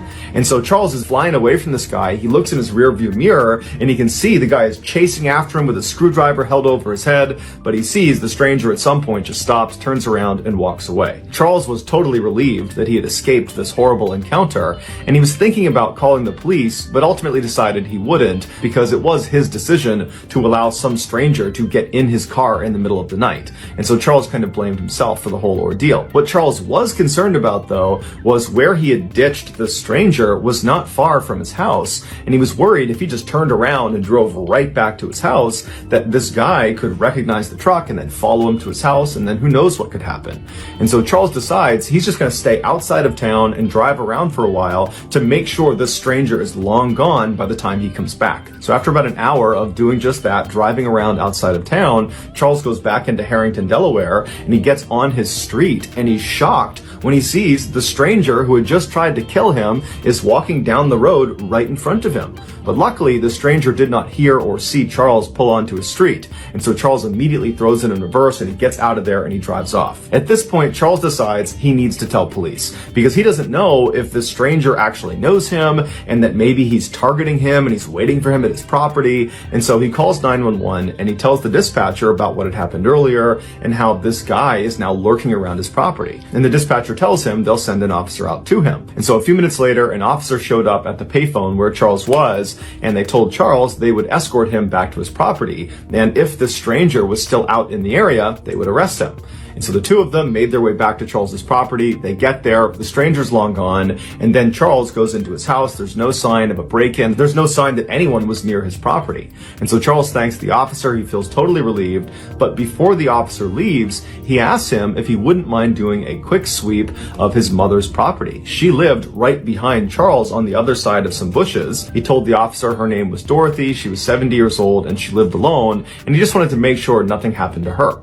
So the officer said, no problem, I'll go check in on her. So the officer leaves Charles and goes across his backyard through those bushes into Dorothy's backyard. And right away, he can see the back window on the back door has been smashed and the door itself is slightly ajar. And so the officer draws their pistol and they go up and they enter the house and they look inside. They're yelling for Dorothy, but there's no answer. It's totally dark in the house. It's totally silent. And so after searching the first floor and finding nothing, they make their way up the flight of stairs and they find blood at the top of the landing. And they follow this trail of blood and it brings them into one of the bedrooms where a woman is sprawled out on a bed. It was Dorothy. She had been stabbed to death. It would turn out after Charles had ditched the stranger and sped off without him, the stranger, whose name was Gilbert Cannon, began looking for a place to sleep. And the house he ultimately selected just happened to be Charles's mother's house. After Gilbert broke in through her back door, he saw Dorothy coming down the steps to confront him. And because he was worried she'd be able to identify him, he attacked her with a screwdriver. Gilbert would later tell police that the attack on Charles was completely random. He was just at this fast food restaurant, he saw Charles get into his truck, and he thought to himself, if I can get in that guy's truck, I bet I can rob him. And then after this failed robbery, when Gilbert is out looking for a place to sleep and he breaks into this house and this woman comes down the stairs that he attacks and kills, he has no idea that this woman, Dorothy, is Charles's mother. The entire night was one big horrible coincidence. Gilbert would plead guilty to the murder and would be sentenced to life in prison without the possibility of. Mitch was in his final semester at a college in Louisiana when he met another senior, a wonderful young lady named Kayla. From the instant he saw her, he knew he was in love. She played hard to get at first, but after several months, he won her over. After graduation, the pair stayed in Louisiana and moved in together while they got their careers off the ground. 2 years later, the pair got married, and almost immediately, Kayla got pregnant. At the time, Mitch's career was really starting to take off, which allowed Kayla to stay at home and take some time off. By the time their daughter was born, Mitch was making so much money that Kayla decided to just stay home and be a full-time mom. A couple years later, Kayla got pregnant again, and by the time their daughter was 2 years old, they had their son. Mitch adored his children. Every morning before he went to work, he would sneak into their room and he would watch them sleep, and then in the evenings they would have these big family sit-down meals and then play games together until bedtime. Mitch's life was perfect. Shortly after his son's birth, Mitch was lounging on the couch in his TV room when he noticed out of the corner of his eye the red lamp in the corner of the room. It just looked funny. It was almost like the light itself was blurry, but when he looked a little bit closer at it, the entire lamp looked blurry. And so Mitch looked around the room and nothing else was blurry. He rubbed his eyes and looked back over at this lamp and it was still blurry. He turned the TV off and walked over to the lamp, and even though he was right in front of it, the lamp was still blurry. And Mitch didn't have bad eyesight, and so he's thinking, is there something wrong with me? Am I having a stroke? Do I have an aneurysm? Is there some sort of illness here that's making me see this lamp blurry when it's really not? But Mitch told himself he was healthy and that whatever this was, it was an anomaly and nothing to worry about. And so he went back over to the couch, turned the TV back on, and tried to ignore the lamp. But as he was watching TV, out of his peripheral vision, he couldn't help but notice this weird blurry lamp. And so finally, he turned the TV off again, and he turned to look at this lamp. And now, in addition to being blurry, it appeared to be upside down. Now Mitch was genuinely concerned that there was something wrong with him, because again, nothing else in the entire room was blurry or upside down. It was just this lamp. And so a few minutes later, his wife and his kids came home, and Mitch decided he would not tell them about this lamp. He didn't want to alarm them. He figures he will get to the bottom of this blurry lamp, and then he will tell his wife and kids. And so that night, the family has a sit-down meal, and then afterwards they play some games together, and then everybody goes upstairs and goes to sleep. But after everyone had gone to sleep, Mitch was just laying in bed thinking about this lamp. And so finally, he snuck out of his bed and went downstairs to the TV room, and he sat on the couch, and he just stared at this lamp. And for hours and hours, he just fixated himself on this lamp, watching it kind of morph around and turn upside down and get blurrier and blurrier by the second. The next day, Kayla found Mitch lying on the couch, passed out, and she asked him if he was okay. And again, Mitch didn't tell her about this lamp that was still blurry. He just told her that he wasn't feeling well and he was not going to go to work that day. But Mitch didn't go to work for 3 more days. He just sat on the couch and stared at this lamp. And Kayla obviously picked up on this strange behavior and kept poking and prodding to get more information about what was going on, but Mitch never told her the truth about this lamp. He just kept telling her he felt sick. She urged him to go see a doctor, but Mitch told her it would be fine, he'd get better. And then over time, as this lamp continued to morph and get bigger and get stranger and stranger, Mitch suddenly was unable to respond to his wife. He became totally unresponsive. And so obviously his wife became desperate and called the doctor. And as she's on the phone with the doctor trying to get advice about what to do, Mitch realizes the lamp is now growing in leaps and bounds. And before long, the lamp is the entire size of the room, and all he can see is the red color of this lamp. And then Mitch starts to hear these voices, these screams coming from somewhere in the distance, and then he feels this blinding pain in his head. And then he opens his eyes and he looks up and he sees he's laying on the sidewalk next to one of the buildings at his college in Louisiana, and surrounding him is this crowd of people with wide eyes that are staring at him. Mitch had no idea what was going on, and so he naturally just began scanning the crowd looking for Kayla and his kids to try to figure out, how he got here. But before he could ask any questions and before he could find his wife and kids,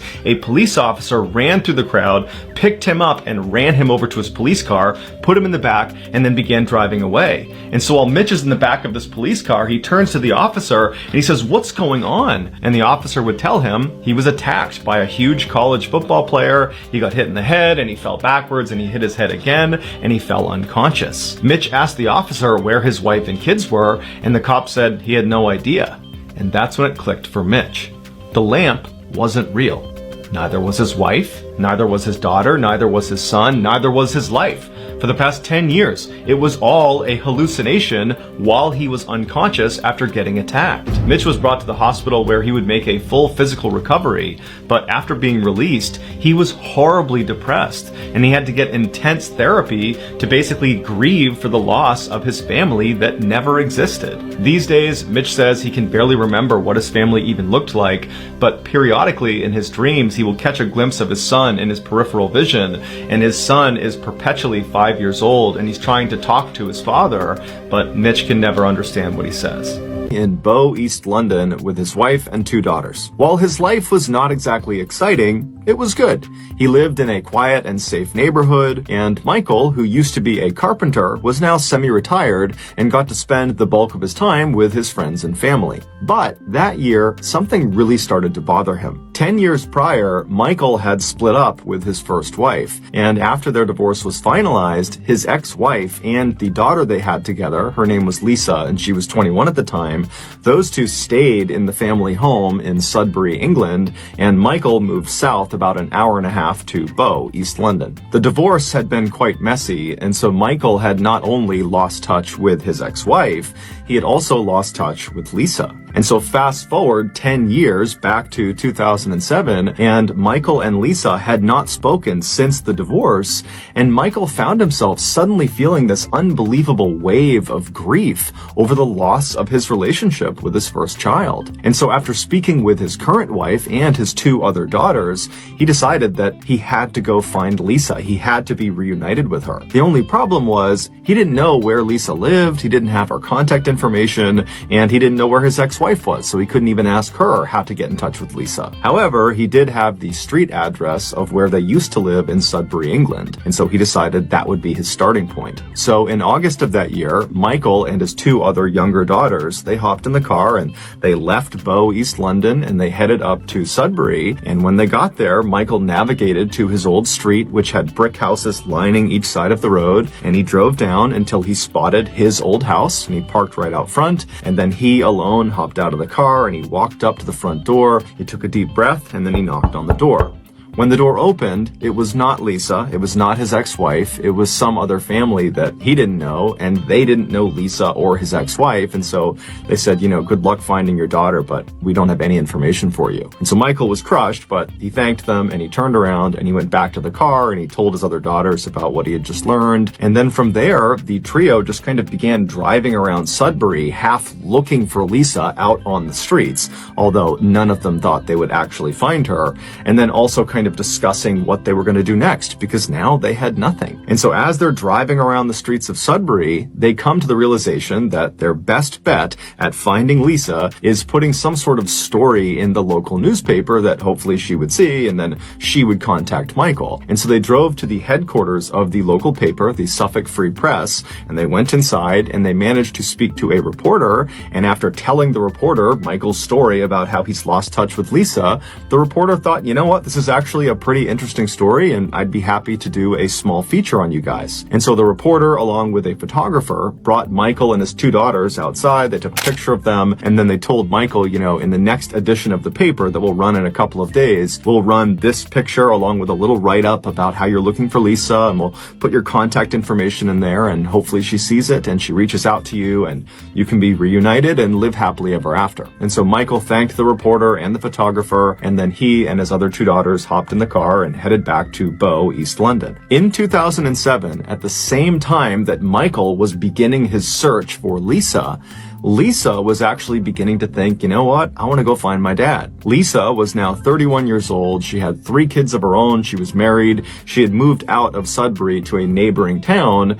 And she was thinking, you know, I really want to have a relationship with my dad again so that my kids can have a relationship with him. And so she began speaking with her mother and with friends about how she should go about finding her dad, because like Michael, she didn't have his contact information. She didn't have a phone number. She didn't know anyone who would. And then when she went on social media to look for him, he wasn't on there. And so she was kind of at a loss. Then one day in August, she was at her office and she was in the break room and she saw a copy of the Suffolk Free Press sitting out on the coffee table. So she picked it up and she began flipping through the pages. And then suddenly she stopped when she saw a picture of herself. She saw her and her mother walking along the streets of Sudbury. She had been in Sudbury just a couple of days ago to talk to her mom about finding her dad and kind of strategies for how to go about doing that. And then Lisa glanced at the caption for this photo and she nearly fell off of her chair. The man and the 2 girls who were the main focus of this photo that Lisa was in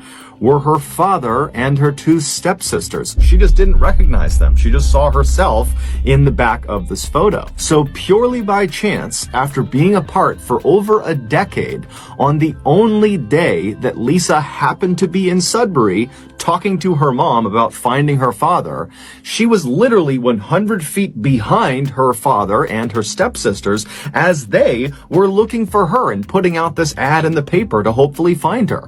And this one photo that the photographer took captured all of them in the same frame. Lisa would, of course, read the article and get her father's contact information. She would reach out, and initially Michael actually thought it was a scam and didn't believe this was actually Lisa calling to say, I found myself in the picture of you in Sudbury. But eventually he was convinced and he drove right out to Sudbury and he got a chance to meet his grandkids for the first time. And today he and Lisa are still in touch. 35-year-old Robert Ledru was a very talented detective working in Paris, France. He was so talented that periodically he would get called upon by other police departments around the country to help them solve their most difficult cases. And so that year, there was this coastal town in northern France that had this string of sailors that went missing, and nobody had the slightest idea what had happened to them. And so naturally, Robert was called in to investigate. The night Robert arrived in this town, it was very late and Robert was tired, so he went straight to his hotel and he went to bed. The following morning, he got up and he went straight to the local police department to meet the local officers that he would be working with on this investigation. But when he got there, he was told that the missing sailors case had been lowered in priority because during the night, a murder had been committed down on their beach. And so that was now their main focus. And so they apologized to Robert and said, you know, I'm sorry you came all this way for nothing, but since you're here, do you want to help us in this beach murder investigation? And Robert said, sure. The victim was a middle-aged man named Andre Monet who owned a dress shop in Paris, France. He had recently moved to this coastal town to enjoy the beautiful scenery. When his body was discovered early that morning, it was quickly determined he had been killed by a single gunshot wound to the chest, where the bullet actually went clear through him out the other side, but they hadn't found the bullet. There were no suspects, there were no leads, there was no clear motive. However, they were able to rule out robbery because there was still money in Andre's pockets. And so Robert and the other local officers left the police station and made their way down to the beach,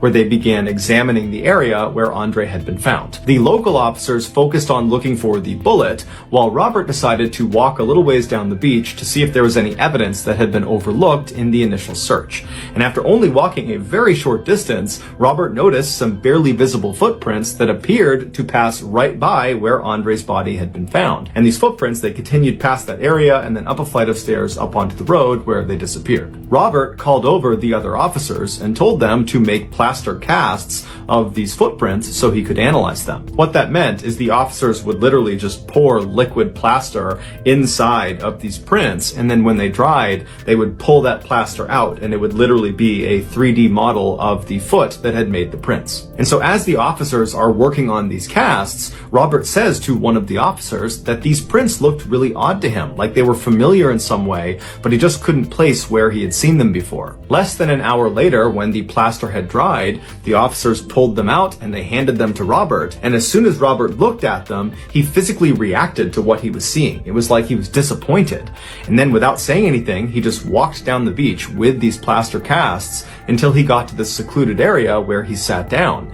And he sat there for hours and hours, just staring at the plaster casts, seemingly unaffected by the sun that was blazing down on him the whole time and the tide that was very quickly creeping up on him. The local officers who were watching this, they didn't know anything about Robert. All they knew is his reputation, which is he is this totally legendary detective, and so they didn't dare question his methods, even though this seemed really odd what he was doing. Finally, by mid-afternoon, Robert would put the cast down, he would stand up, and he would walk back over to the mystified local officers. And when he walked up to them, he would say, "There's no reason to stay at the beach any longer or interview any more witnesses. I think I've solved the case." But then instead of elaborating, he just turned around and walked up off the beach and headed back for his hotel. The local officers just looked at each other and shrugged, and they left too. Early the next day, the bullet that had killed Andre Monet was found on the beach. And so when Robert showed up to the beach, the chief of police handed him this bullet in an effort to help him continue the investigation. And as soon as Robert looked at it, he sighed and said, "Okay, now I know for sure what happened." And then Robert proceeded to break down the murder. He said the killer woke up in the middle of the night on the night that Andre was killed, and he got out of his bed, he put on his clothes, and then he headed down to the beach. There, he encountered Andre Monet, a man he didn't know, who was most likely out for a midnight stroll as well. The two men struck up a friendly conversation, but at some point it turned into some sort of quarrel, at which point the killer drew his pistol, shot Andre in the chest, and then fled the scene. Robert told the local police chief that the reason he knew all these details is because he had been the killer. He killed Andre Monet. But he didn't do it on purpose, and he didn't remember, because he killed Andre Monet while he was sleepwalking. He told the chief when he was given those plaster casts of those footprints, he knew immediately why he thought those prints looked so familiar. Because as soon as he looked at the casts, he could tell whoever had made the prints was missing a toe, and as it happened, Robert was missing a toe. So those prints looked exactly like his footprints. And that morning, when he had woken up in his hotel room before even going down to the beach, he had noticed that his shoes and his socks, which were next to his bed, were sandy and damp. And he thought that was so strange because he couldn't remember how they got that way, but he was too busy to investigate. And that night, after he had sat all day looking at the casts and then left the beach, leaving the local police officers totally mystified, he had gone back to his room, and the first thing he did was get his revolver out from under his pillow, and he discovered that one bullet was missing, and he always kept his revolver fully loaded. And so he spent the rest of the night trying to convince himself that this was just one big coincidence, but the following morning, when he was given that bullet, he knew immediately that this was not a coincidence. The bullet that had killed Andre Monet was the same type of ammunition that he loaded his revolver with, and so he had to be the killer. He had effectively caught himself. The police were totally shocked and did not believe this at first. More specifically, they didn't want to believe that Robert, their star detective, was behind this horrible homicide. But eventually, after examining all the evidence, they agreed he had to be the killer. But to test whether this really was sleepwalking and not some elaborate cover-up by Robert, they decided to conduct an experiment. Robert, who was fully cooperative with the investigation, was told to sleep in this jail cell where he would be monitored 24/7 by armed guards, and in this cell with him would be a revolver loaded with blank rounds, and he was told to keep it under his pillow. For the first couple of days, nothing happened. Robert never touched the revolver during the day or when he was asleep. But about a week into this experiment, Robert suddenly woke up in the middle of the night in this trance-like state. He reached under his pillow, pulled out the revolver, and began firing at the guards right outside of the cell. And so this convinced the police that Robert had been telling the truth about what happened to Andre Monet. He really had killed him while he was sleepwalking. A decision was made not to prosecute Robert for the murder. Instead, they decided to basically exile him for everybody's protection. And so from then until 1937, when Robert died, he was forced to live alone on this secluded farm outside of Paris, where the only visitors he ever got were doctors who would only show up during the day and with armed bodies. On the morning of August 3rd, 1915, during World War I, a 21-year-old Russian soldier named Vladimir Kotlinski looked out from behind the huge stone walls of Auschwitz Fortress in Poland. Out in front of him, he saw the same landscape he had been looking at for the last 6 months that he had been stationed at this fortress. It was a big, swampy forest that surrounded them on all sides. Additionally, in this swampy forest around them on all sides were dozens and dozens of trenches. Trenches are long, deep pits that soldiers will dig to both hide inside of when they're being attacked, and then also to launch their own attacks out of from behind their dirt walls. And these trenches that zigged and zagged all around Auschwitz Fortress were created by and now occupied by 7,000 German soldiers. And during World War I, the Russians were fighting the Germans. The Germans really wanted to take Auschwitz Fortress from the Russians. It was in a great strategic position with a railway passing right through it. There was also a river nearby and a main road, meaning whoever owned this fortress was greatly aided in moving critical wartime supplies and troops in a very hotly contested area. But despite the repeated attempts by these 7,000 Germans to take over Auschwitz Fortress over the past 6 months, they had all been repelled by Vladimir and the puny 900-man Russian force inside of the fortress. And so, by that morning, August 3rd, 1915, as Vladimir is looking out from the battlements over the trenches in the marsh down below, it was like both the Russians and the Germans had reached a sort of stalemate, where neither side was trying to attack the other, and neither side was leaving. They were just kind of staying put and doing nothing. In fact, over the last few weeks, there had been so little action from either side that the Russian soldiers inside the fortress got so bored, they began sneaking out the side door of the fortress to try to catch fish with their bare hands in the nearby river. But this morning, as Vladimir stood atop the wall, he noticed something strange happening in one of the trenches that was located closest to the fortress. It was still several hundred feet away, but he could see clearly down into this trench.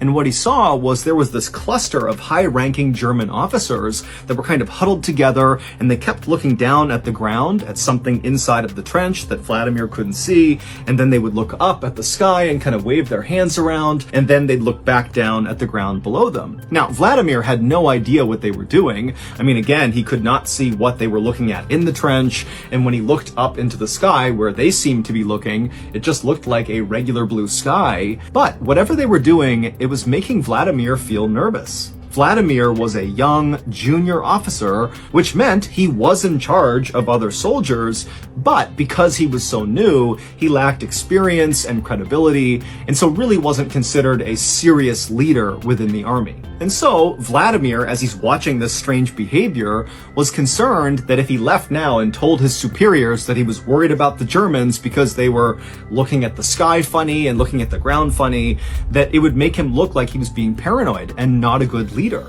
And so ultimately, Vladimir just looked at this cluster inside of the trench and decided, you know what, they're not shooting at us, there's no attack happening, so whatever they're doing, it can't be that big of a deal, and lately, no one's done anything, so why would that change now? And so, Vladimir left the walls of Auschwitz Fortress and went down below to hang out with his friends. 3 days later, at 4 in the morning, the Russian soldiers who were up along the Auschwitz Fortress walls keeping watch that night noticed something strange out in the darkness near where the Germans were. When they looked out, they saw that the dark night air almost looked kind of blurry or wavy, kind of like if you were looking at air coming off of hot pavement on a sunny day, it would look kind of blurry. That's what the night sky looked like to them. But of course, it couldn't be because of heat and sun, because it's the morning, it's cold, it's dark outside.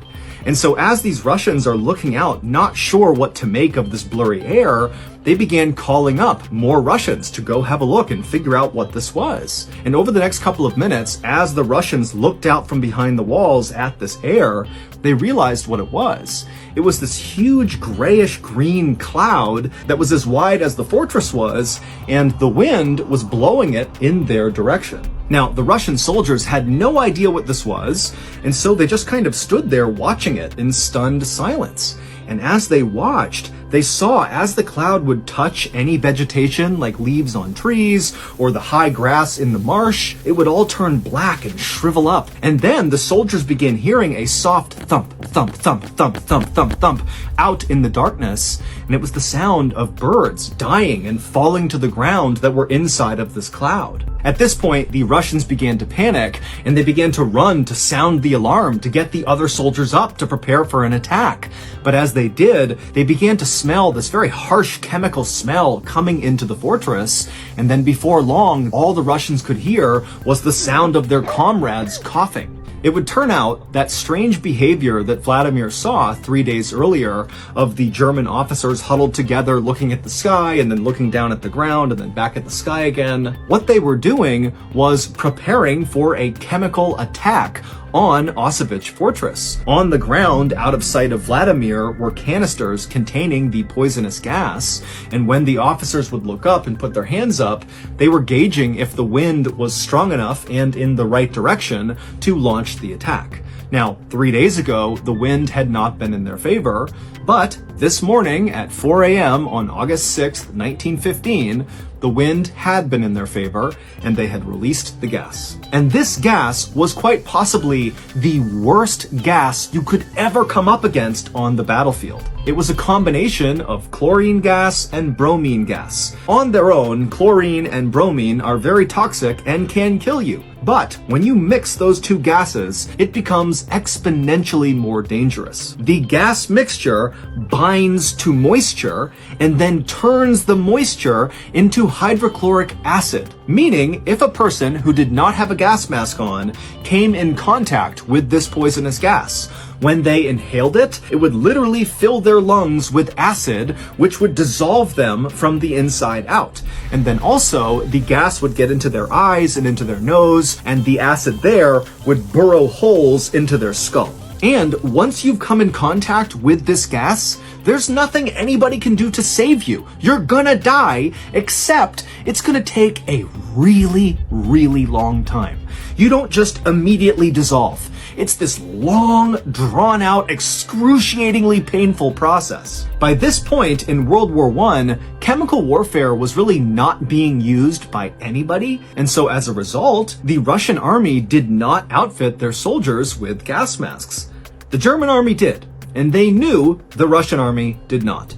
So, as this horrific poisonous gas began permeating every square inch of Auschwitz Fortress, all of these Russian soldiers had nothing they could do to protect themselves from this gas. And so right away, soldiers began bleeding from their eyes and their mouths and their ears, and they literally began coughing up chunks of their lung. And so very quickly, the Russians inside the fortress understood they were being poisoned. And so the soldiers that were not as affected, at least not right away, by this gas, quickly began ripping off their shirts, dunking them in water, and wrapping them around their heads to try to limit how much they breathed in of this chemical. But it really didn't do much to stop the chemical. In fact, these makeshift gas masks might have made it worse because the gas would have bound to the moisture on the shirt. And so the Russians were totally doomed. They were surrounded on all sides outside the walls by their enemy, and then inside the fortress was this gas, and there was no ventilation in the fortress, and so there was nowhere to go. They couldn't escape death no matter where they went. And so Vladimir, he was one of the guys that was still on his feet inside of the fortress, and he stumbled over to this narrow window on the side of the fortress walls, and he looked out and he saw all these Germans running towards them, firing their machine guns, artillery's being fired. I mean, he knows they are moments away from the Germans breaching the fortress door, coming inside, and killing every last one of them.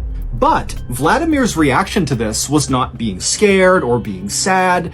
Instead, he suddenly felt incredibly motivated. If they're going to come in here and kill us, then we're going to make it as hard as humanly possible first. Vladimir had a reputation for being totally fearless. Over the past 6 months that they had been under siege from the German army out in their trenches, anytime fighting broke out, Vladimir was always the first to run up and be right on the front line of fighting, and then several times when his comrades had been shot or wounded, Vladimir would run out into the line of fire to save the fallen soldiers. It was like Vladimir lacked any instinct for self-preservation. And so as the Germans continued their run towards the fortress, artillery shells are hitting the walls, there's constant gunfire, and Vladimir, he leaves his window and he marches back over to the open courtyard inside of this fortress where the 100 or so other still living Russian soldiers were. I mean, they're all gonna die. They've been totally poisoned by this gas, and it's just a matter of time now, but they're still on their feet,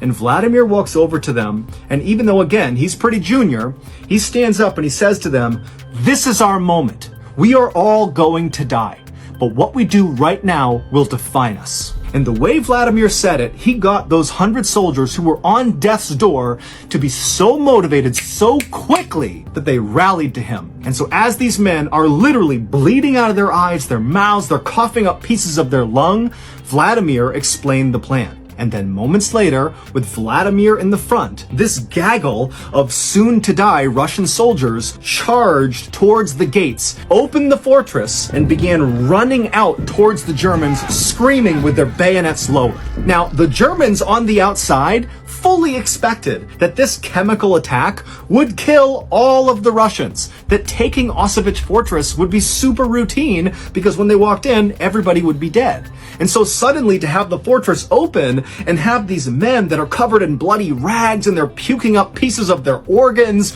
and they're stumbling forward like zombies with bayonets out, screaming like banshees, it scared the living out of the Germans. In fact, they were so quickly terrified by what they saw, they literally dropped their guns, turned, and began running back towards their trenches. And as they did, Vladimir and his dead man army began picking off the Germans one by one. And then after Vladimir and the dead man army ran out of ammunition, they just continued staggering forward directly into the thousands of Germans in front of them and began picking up dead German weapons and firing them. And then when they got up to the trenches where these retreating Germans had been so scared they had run into their own barbed wire, and so there's all these retreating Germans stuck on the barbed wire, the Russians just began bayoneting all these men that were stuck. And so at some point, as Vladimir is doing this, a German soldier ran up to him and bayoneted Vladimir right in the stomach. He ran him all the way through until the barrel of the gun was right up against his stomach. And Vladimir apparently looked down at this bayonet, knew he had been completely run through, and he looked up at the German who had just stabbed him, who was still holding the gun, and Vladimir spit blood and lung tissue all over this German's face,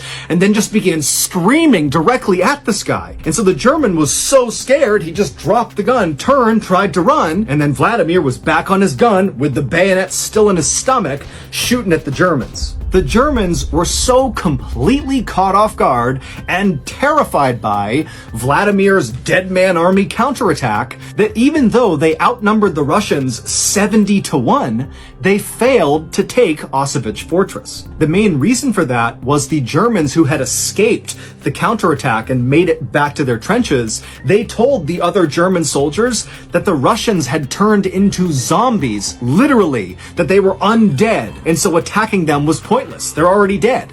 And the Germans were so scared they refused to leave their trenches again. Once the Russians could tell they had successfully forced a retreat by the German army, Vladimir, who was still alive at this point with a gun still stuck in his gut from the bayonet, he called out to the rest of his soldiers to retreat back to the fortress. And so this handful of Russian soldiers who were about to die, they hobbled their way back inside of their fortress, and then Vladimir gave his final command: destroy the fortress. If we can't have it, nobody can. Every single Russian soldier that came in contact with that poisonous gas died, including Vladimir. When the Germans did eventually take Auschwitz Fortress at a later date, when again, all of the Russians were dead, when the Germans went inside, they realized the fortress had been destroyed and it was no longer strategically valuable. Vladimir would be awarded posthumously Russia's highest military honor. His actions and the actions of the other dying soldiers that fought alongside him are remembered today in stories, songs, and statues all across Russia. On April 1st, 1984, a 28-year-old man named James Sevigny opened his eyes and looked down and saw his whole body was covered in snow, and a lot of that snow had turned red from what looked like blood. James tried to take a breath in, but as soon as he did, his chest exploded in pain. Then James began moving his tongue around in his mouth, and he realized there was this weird substance in his mouth, and there were all these sharp objects in his mouth. And so when he spit, he realized what it was. It was blood and shattered teeth. James began to panic and tried to lift up one of his arms, but it wouldn't move. And then when he tried to move his other arm, it did move, but that little movement hurt so bad he began crying in pain. So James is dealing with this blinding full body pain that he has no idea what it came from. He's looking around and he can barely understand where he is or what happened. But then James looked up kind of right behind him and he saw this enormous snow-covered mountain. Now, James had no idea what mountain this was, but in his head, he thought, I must have attempted to climb that mountain. James was a self-described climbing bum, which really just meant he lived out of his car most of the time and traveled all around the world, seeking out the most dangerous mountains in the world for him to climb. And so as James was racking his brain trying to remember what happened, suddenly it all just came flooding back. He remembered he was here in the Canadian Rockies with his best friend, Richard Whitmore, and the two of them had attempted to climb this particular mountain. It was an 11,000 foot tall mountain called Mount Deltaform. And James remembered that as they were making their way up this mountain, they were hit by an avalanche. Now, James didn't really remember what happened once the avalanche hit them, but it would turn out he had fallen, along with his friend Richard, about 140 stories as this avalanche carried them down the mountain. For reference, that's taller than the Empire State Building, so this is a massive fall. And so as James is remembering that avalanche, he began looking around frantically for his friend Richard, hoping that maybe he was okay and nearby, and they could work together to get out of this situation. And sure enough, at some point, James looked over and he saw there was a crumpled figure kind of lying in the snow that obviously was another person. And so James instinctively tried to sit up to go over to his friend, but as soon as he attempted to do that, he felt the blinding pain in his body. I mean, he is totally wrecked here, and he couldn't stand up. But James really wanted to go see his friend, so he kind of rolled over, and through the pain, using his one good arm, he crawled his way over to Richard. And for a second, he thought maybe his friend was alive, that he too had survived this epic fall. But as he looked down at Richard, he could see his chest was not moving, and his neck was twisted really badly, and so was his back. And so James knew his friend Richard was dead. And so James just collapsed into the snow, feeling unbelievable anguish and sadness and fear. I mean, this is the only other person out here. They are nowhere near civilization, and it's going to be at least 4 days before anybody even notices that they aren't back yet, because that was when James and Richard were supposed to be home. And now James is thinking, like, I can't even stand up. I can barely breathe. I'm so badly hurt. What am I going to do? And pretty quickly, James adopted the mindset of, unfortunately, you're gonna die here. And this was something James had always thought would happen to him eventually, that a mountain would end up killing him. And here he was realizing that, yep, that's exactly what's about to happen. I'm gonna die out here. And so James just kind of lay there, resigned to his fate, literally waiting to die. And after about 20 minutes, when his body began to go numb and he was starting to enter into hypothermia, James heard a voice from behind him. It was this woman who walked right up to him, and she said, "You can't give up. You have to try." And James, even though he was totally caught off guard that there was another person out here, there was something so calming about this woman and the way she was talking to him that without any hesitation, it was like James's whole mindset about this situation completely changed. Suddenly, he was not ready to give up and die. But now, because of this woman, he was going to fight to survive. And so, after kind of moving around and looking back towards this woman, she would say to him, "Put your coat on."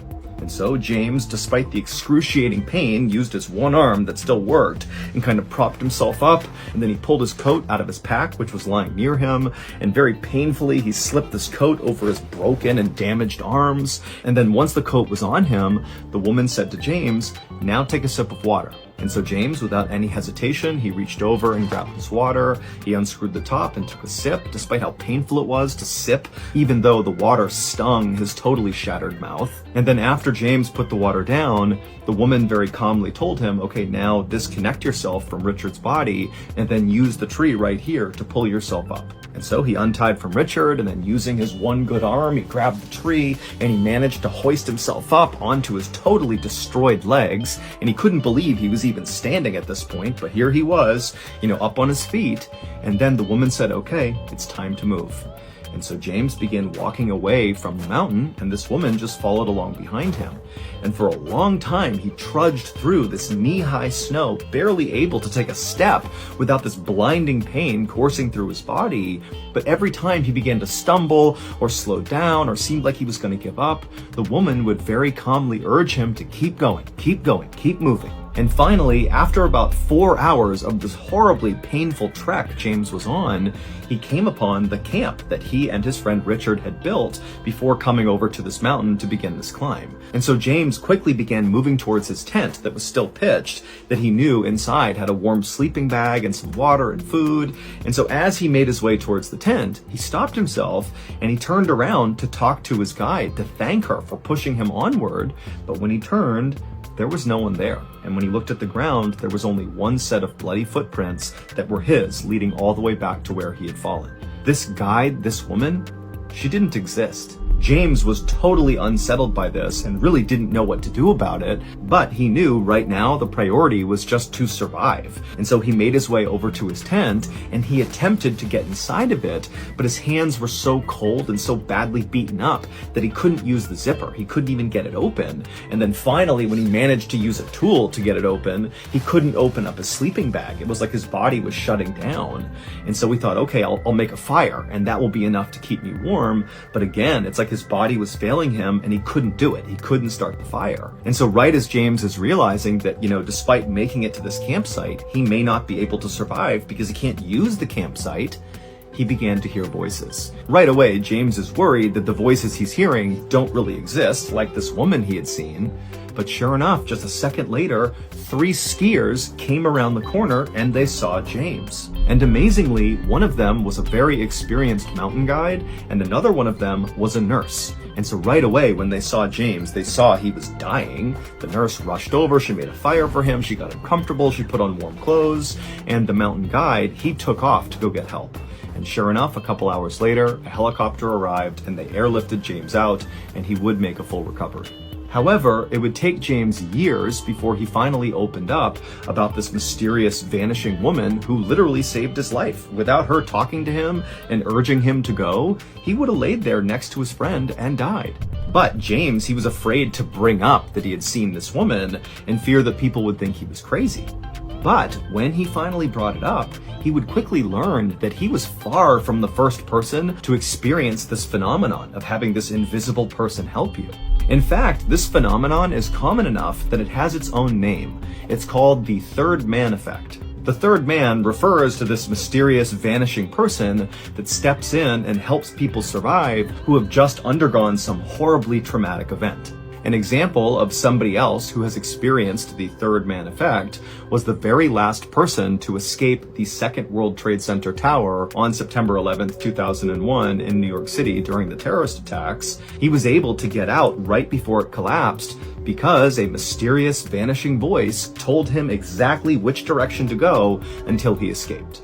And so, whether the third man effect is actually supernatural or just a trick of survivor psychology, we don't know. James, who is both an atheist and a scientist, says he does not believe that this woman who saved him was an angel or connected to religion in any way. Instead, he just said, it was a presence that I needed at the time that saved my life, but that is the extent of my understanding. When Karl Tanzler was just 12 years old and living with his family in Dresden, Germany, he had a very strange dream. In this dream, he found himself in this black void where everywhere he looked, it was just nothingness. And then behind him, he heard footsteps. And so he whips himself around and he looks, and there's this woman dressed in this big, puffy, elegant white dress walking towards him out of the darkness. And when she walks right up in front of him, she comes to a stop and she introduces herself as Anna Constantia von Brockdorf, who was a real person in the early 1700s. She was a noblewoman in Germany, and she would tell Karl that she is actually a distant relative of his, and that she was here to pass on a very important message. Karl was rooted to the spot. He didn't know if he should be afraid of what she was going to say, or excited, or nervous, but before he could decide, Anna had already turned and was pointing in the direction she had appeared out of. And so Karl turns and looks in the direction she was pointing, and out of this blackness, out of this void,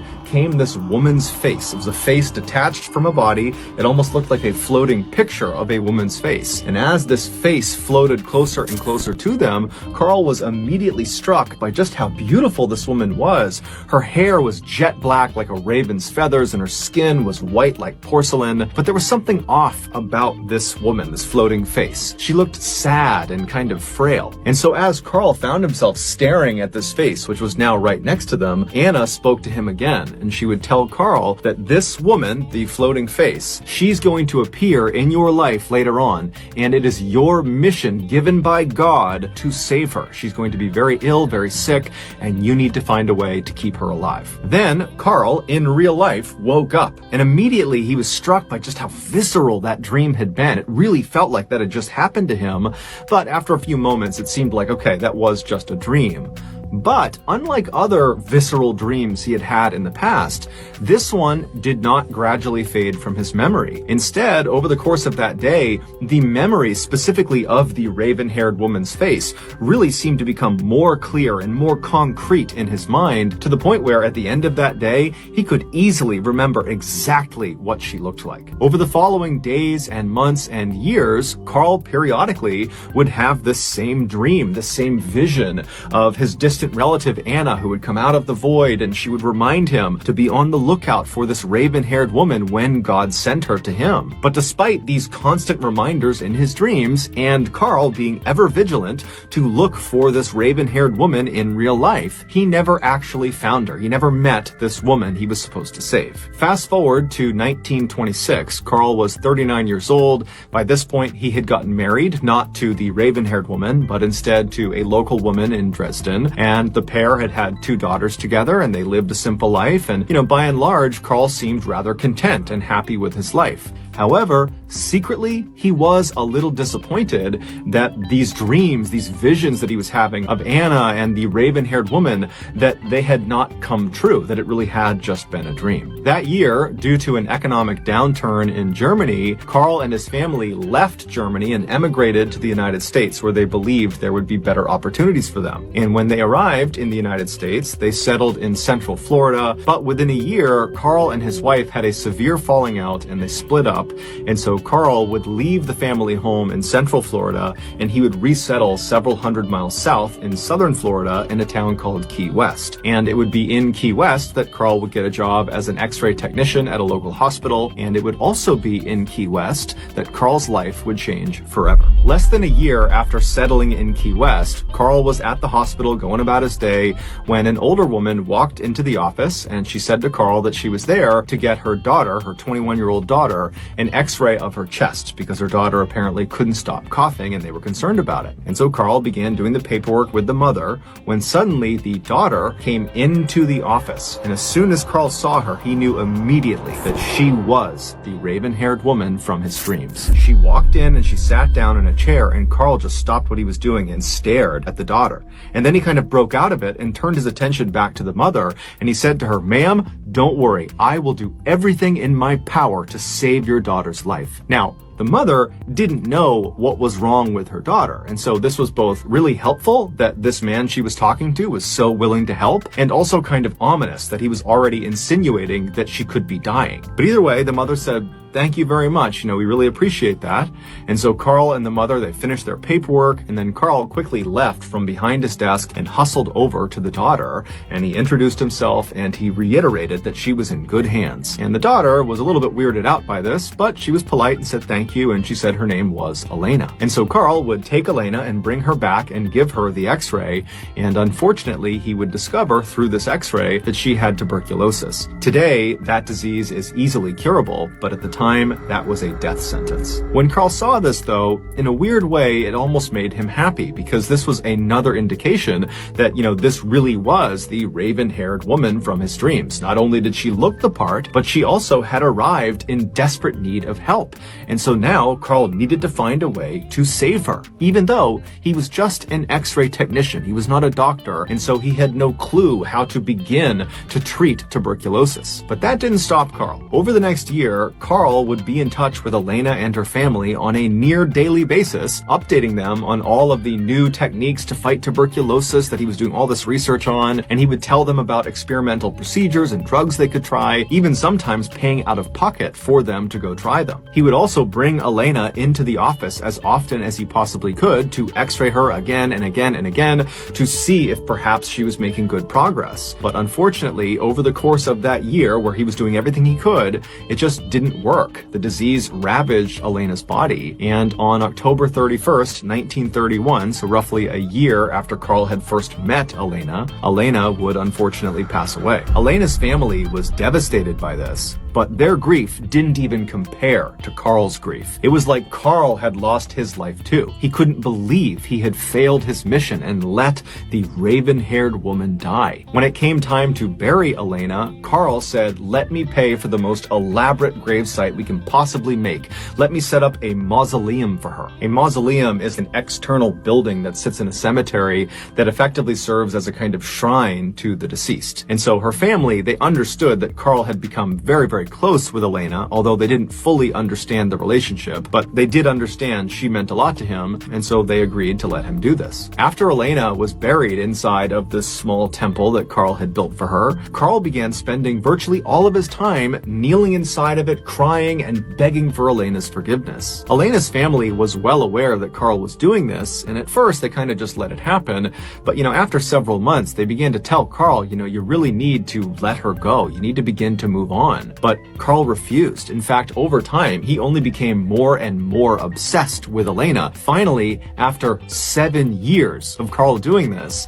Elena's family decided, enough is enough. He really needs to stop making her loss all about him. It's not his loss, it's our loss. We're her family. And so the family decided the only way to kind of get Carl to stop doing what he was doing is to demand he give the key back that gave him access into the small area inside of the mausoleum. So one night, Elena's sister, whose name was Florinda, decided to go over to Carl's house unannounced and confront him and get the key back from him. And so she hopped in her car and she drove over to his property. His house was kind of set back off the road behind some trees, and so you had to drive down this kind of winding driveway to get to it. And so Florinda turned onto his driveway and she began driving, and when his house came into view, the first thing she noticed was a number of the windows on the first floor were all lit up. Clearly, Carl was home, and as she's driving towards the house, she's just looking in these windows, and for a second, she sees Carl, and he's very elegantly dressed in a suit or a tuxedo, and he's ballroom dancing with this woman who's also very elegantly dressed as well. And for a second, Florinda considered turning around and not disturbing him, but then she thought, you know what, this has been going on for so long, I just need to get this over with. And so she drove her car and stopped in front of Carl's house. She hopped out, she walked up onto his porch, and she knocked on his front door. Inside, she could hear music was clearly playing, but just a few seconds after she had knocked, the music was cut off, and then no one came to the door. And so Florinda knows there's people inside this house, and so she knocks again, but again, there's no movement in the house. It's just silent, as if the people inside are pretending not to be there. And so finally, frustrated, Florinda knocks on the door a third time and says, "Carl, I know you're in there. I have to talk to you about my sister. Please come out here." And so finally, she heard the shuffling of feet, and then she heard the sound of the door unlocking, and it opened up just a crack. And through this crack, Carl looked through, and he looked out at Florinda very suspiciously, and he said to her, "What do you want?" And Florinda would say, "Look, I'm here to talk to you about my sister. Can I please come inside for a second, or can you come out here and talk to me?" But Carl pretty much immediately said no, and then he shut the door.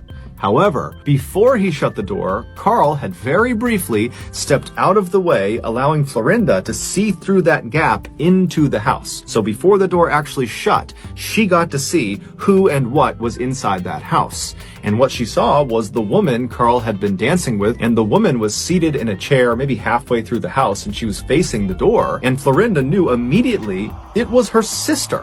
And so she's standing on the porch having no idea what to make of what she's just discovered. And so feeling kind of overwhelmed, she just kind of staggered off the front porch, she turned around, she ran into her car, and she drove off to tell the police. When the police came back, they knocked on the front door, and they demanded that Carl let them see the woman he was there with. And so at this point, Carl knew the gig was up, and so he opened the door and he allowed them to come inside. And when the police went inside, they saw the woman he was with, and sure enough, it was Elena.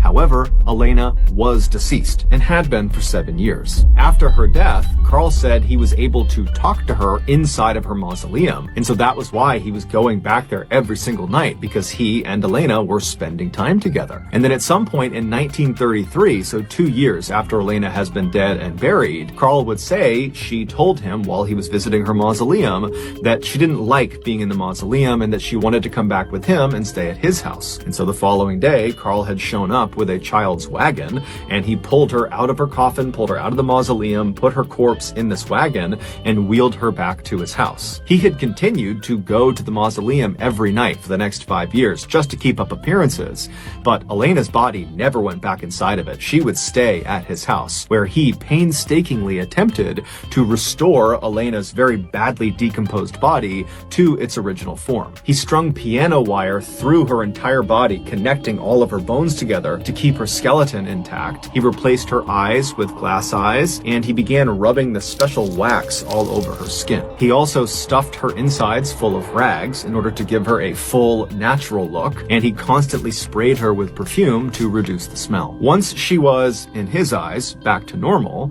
he began spending as much time with her as he possibly could. He would change her outfits constantly, he would put on makeup, and he would give her new jewelry, and he would talk to her about the ups and downs of life. He would laugh with her, he would cry with her, he would sleep with her. Carl would admit that ultimately his goal with keeping Elena in his home was to eventually still save her life. He believed if he could somehow get her body up into the stratosphere, that the radiation up there would bring her back to life. And if he could do that, he would be fulfilling his God-given mission to protect her. But Carl never got a chance to launch her into the stratosphere. Instead, he was charged with wantonly and maliciously destroying a grave and removing a body without authorization. However, these charges would be dropped and Carl would be set free. As for Elena, her body was returned to her family and they would bury her in Key West. In early December of 1985, in the Chattahoochee National Forest in northern Georgia, a hunter was very carefully making his way through the trees trying to track a deer. Now, this hunter had been tracking this deer for over a mile, but it had been a while since he had seen any signs of it being anywhere nearby. And as this hunter continued to creep along, he became increasingly aware of how loud each of his steps were, because the ground all around him was covered in dry leaves, and so every step he was taking was creating a loud crunching sound. And so eventually this hunter just came to a stop and decided stalking this deer was totally pointless because he was basically scaring it away with these crunching sounds as he got closer to it. But before this hunter was ready to just give up and head back to his vehicle, he continued on a little bit further, and when he pushed through this particularly dense brush area, he saw this clearing up ahead. And the second he saw what was in this clearing, he froze, took a step back into the brush, and then ducked down behind a rock.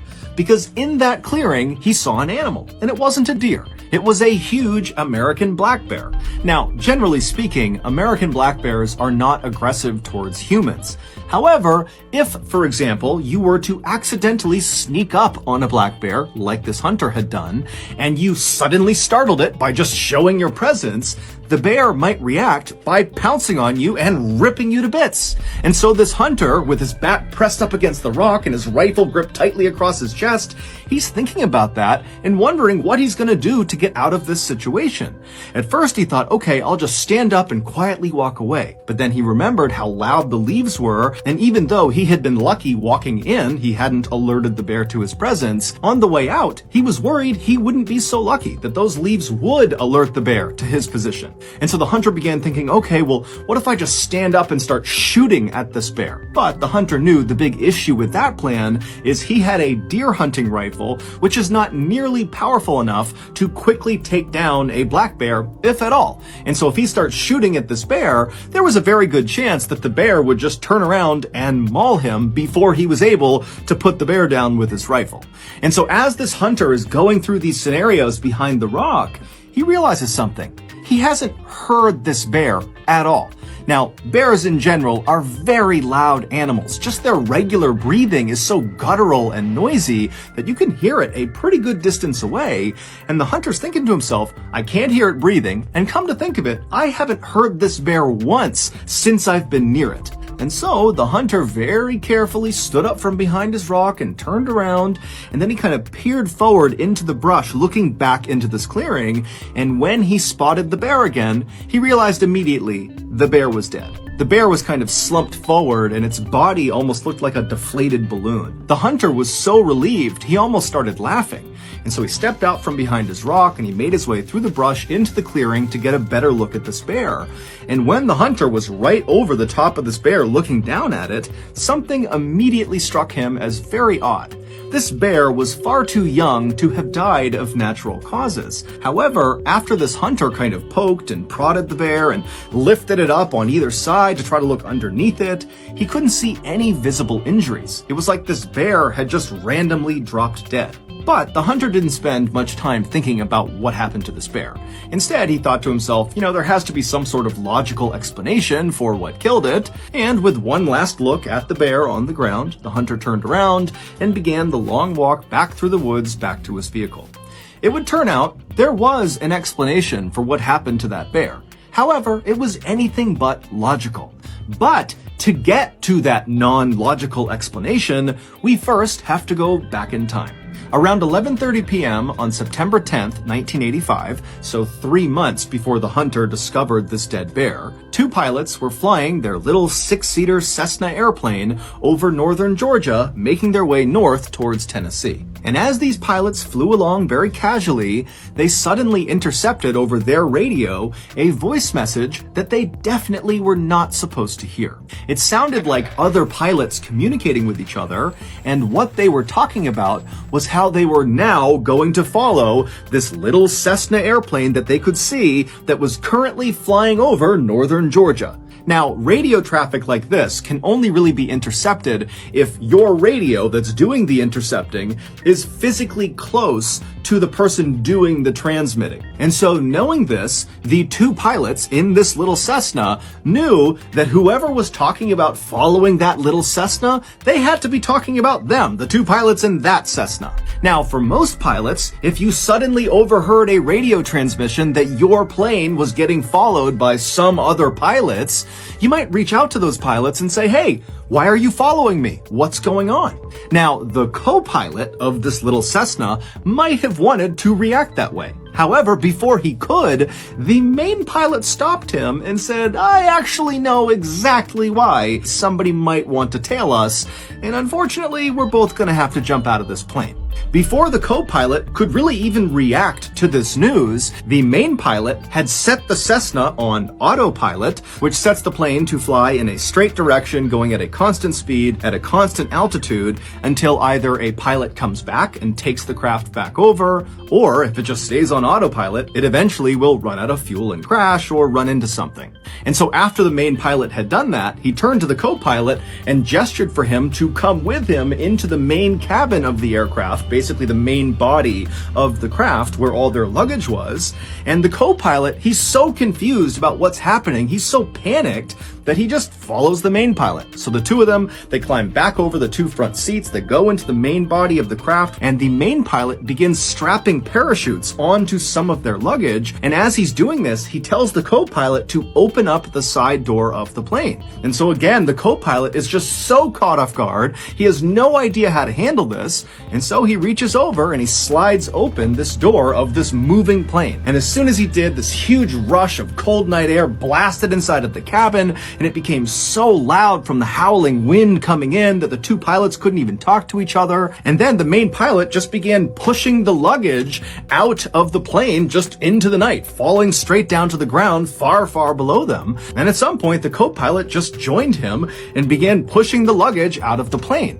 And then after all the luggage was out, the main pilot shoved a parachute into the hands of the co-pilot and said, put it on. He had to gesture for it because they couldn't hear each other. And so as this co-pilot's struggling to get on his parachute, the main pilot puts on his chute, and then right after the co-pilot has just barely got his parachute on, the main pilot pushes him out the side of the plane, and then the main pilot jumps out after him. So they basically abandoned their plane, which was still set to autopilot, so at some point, it was just going to crash. About 5 hours later, in a suburb of Knoxville, Tennessee, an 85-year-old man named Fred Myers was just waking up.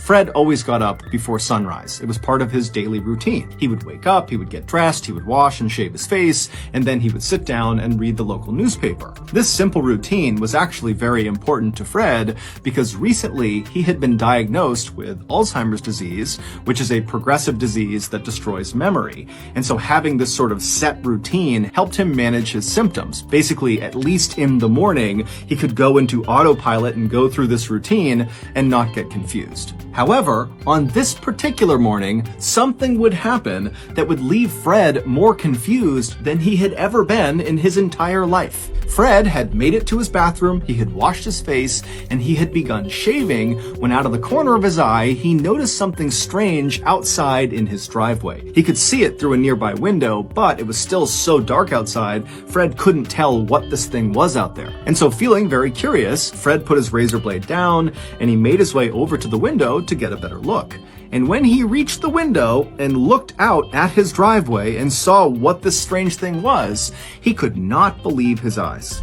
There was this huge parachute out on his driveway, and on the parachute was the main pilot of the Cessna. After the main pilot had pushed the co-pilot out and leapt out himself, when he pulled his ripcord, his chute either didn't deploy, or when it deployed, it didn't inflate fully, and so he was forced to go to his reserve chute, but it didn't inflate fast enough to stop him from crashing into the ground. And so the main pilot slammed into the ground, basically at terminal velocity, and so he sustained catastrophic internal injuries, and he died within a couple of minutes of hitting the ground. Fred was so stunned and confused at what he was looking at that without saying a word, he just turned away from his window and walked over to his phone and called the police, shaving cream still on his face. When the police arrived at Fred's house that morning, they were expecting to see a dead recreational skydiver on Fred's property. But when they walked up the driveway and saw the dead man for themselves, they knew right away this was not some recreational skydiver. He actually looked more like a soldier. He was wearing a bulletproof vest over some camouflage fatigues, and he had night vision goggles strapped to his head. But the dead man's shoe choice made the police think this guy could not possibly have been military, because on this guy's feet were not military-style combat boots like you would expect with the rest of his getup. Instead, he was wearing loafers, specifically Gucci loafers, so very expensive designer shoes. And so the police are thinking to themselves, who the heck was this guy and what was he doing?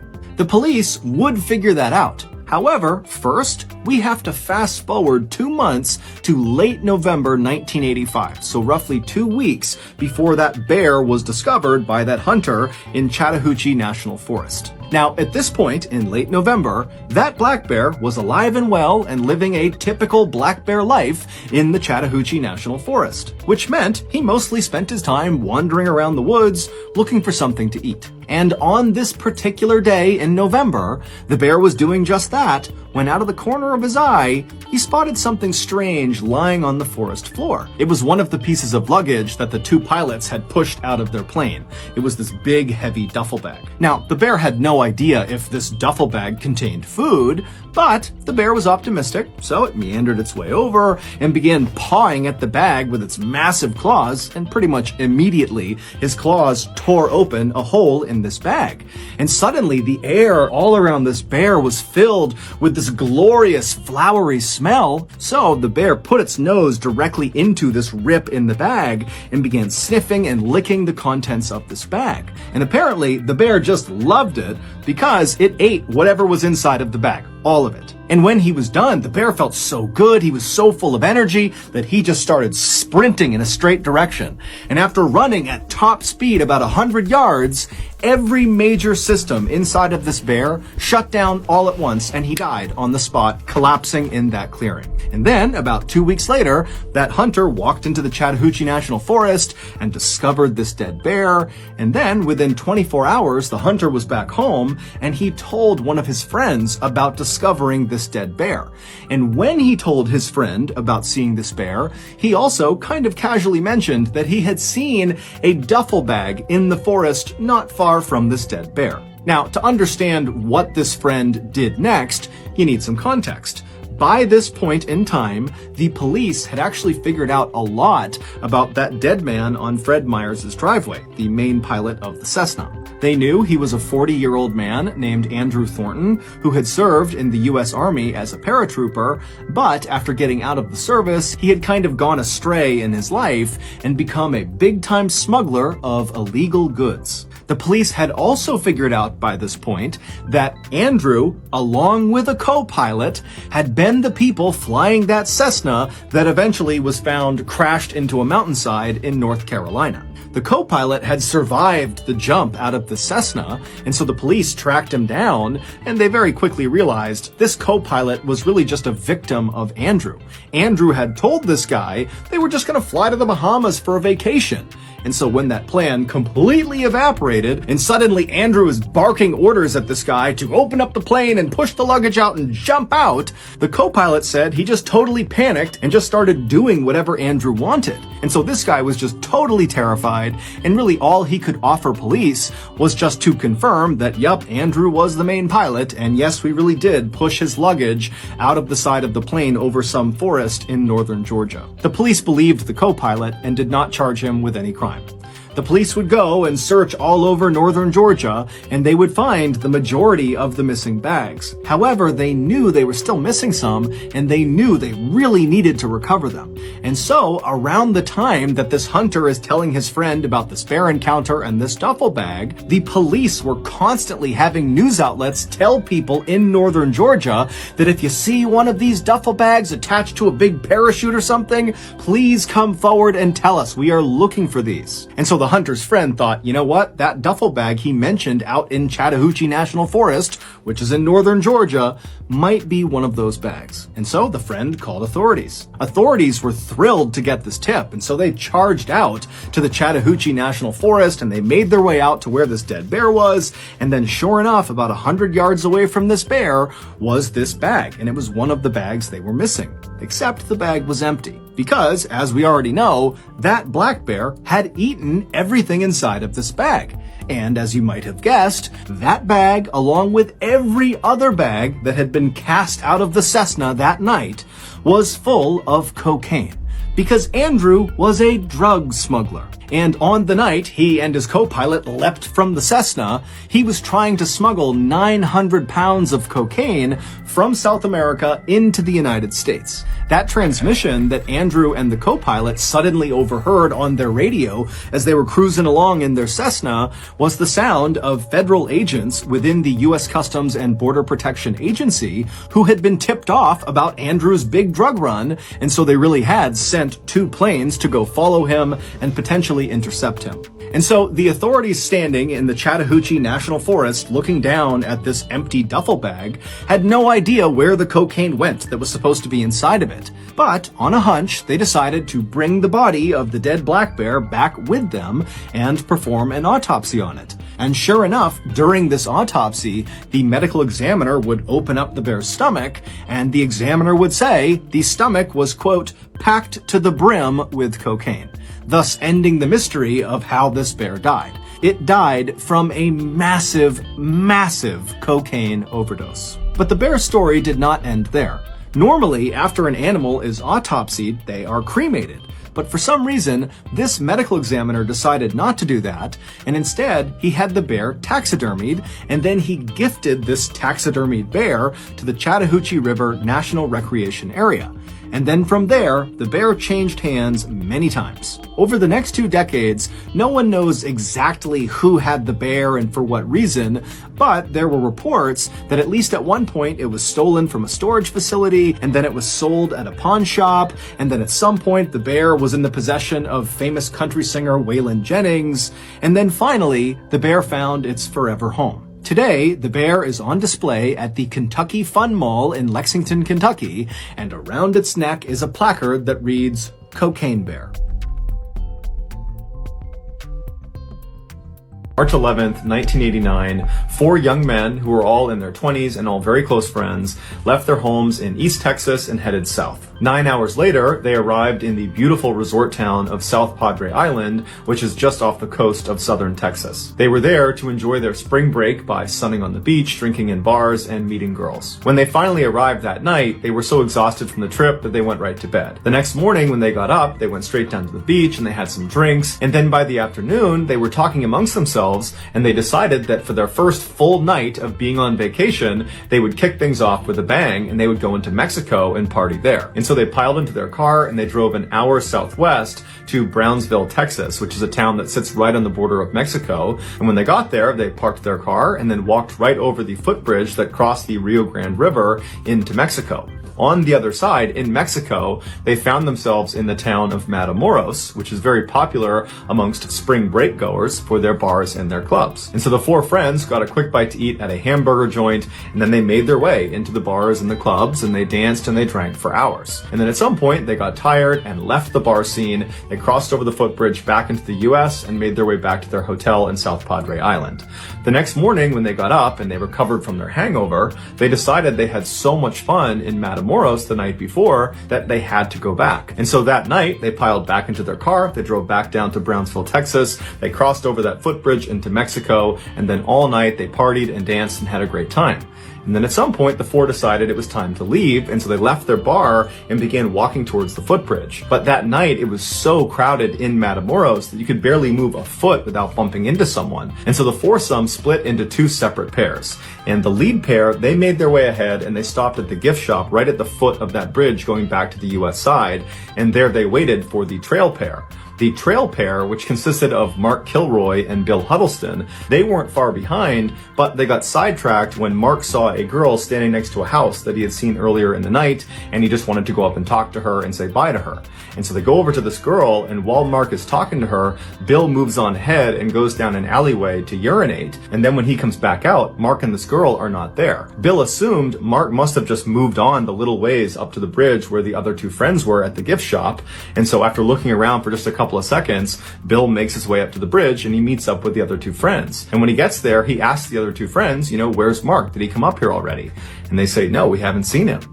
And so now the trio's a little bit concerned, but they're thinking, okay, he must be with this girl he had seen. And so they backtracked a little ways and they looked for Mark. They went back to where he had been talking to that girl, and again, he wasn't there. And so they decided, okay, he must have already crossed the bridge and made it to our car, and he's probably just waiting for us over there. And so the trio crosses over the bridge into the US side. They get to their car and Mark's not there.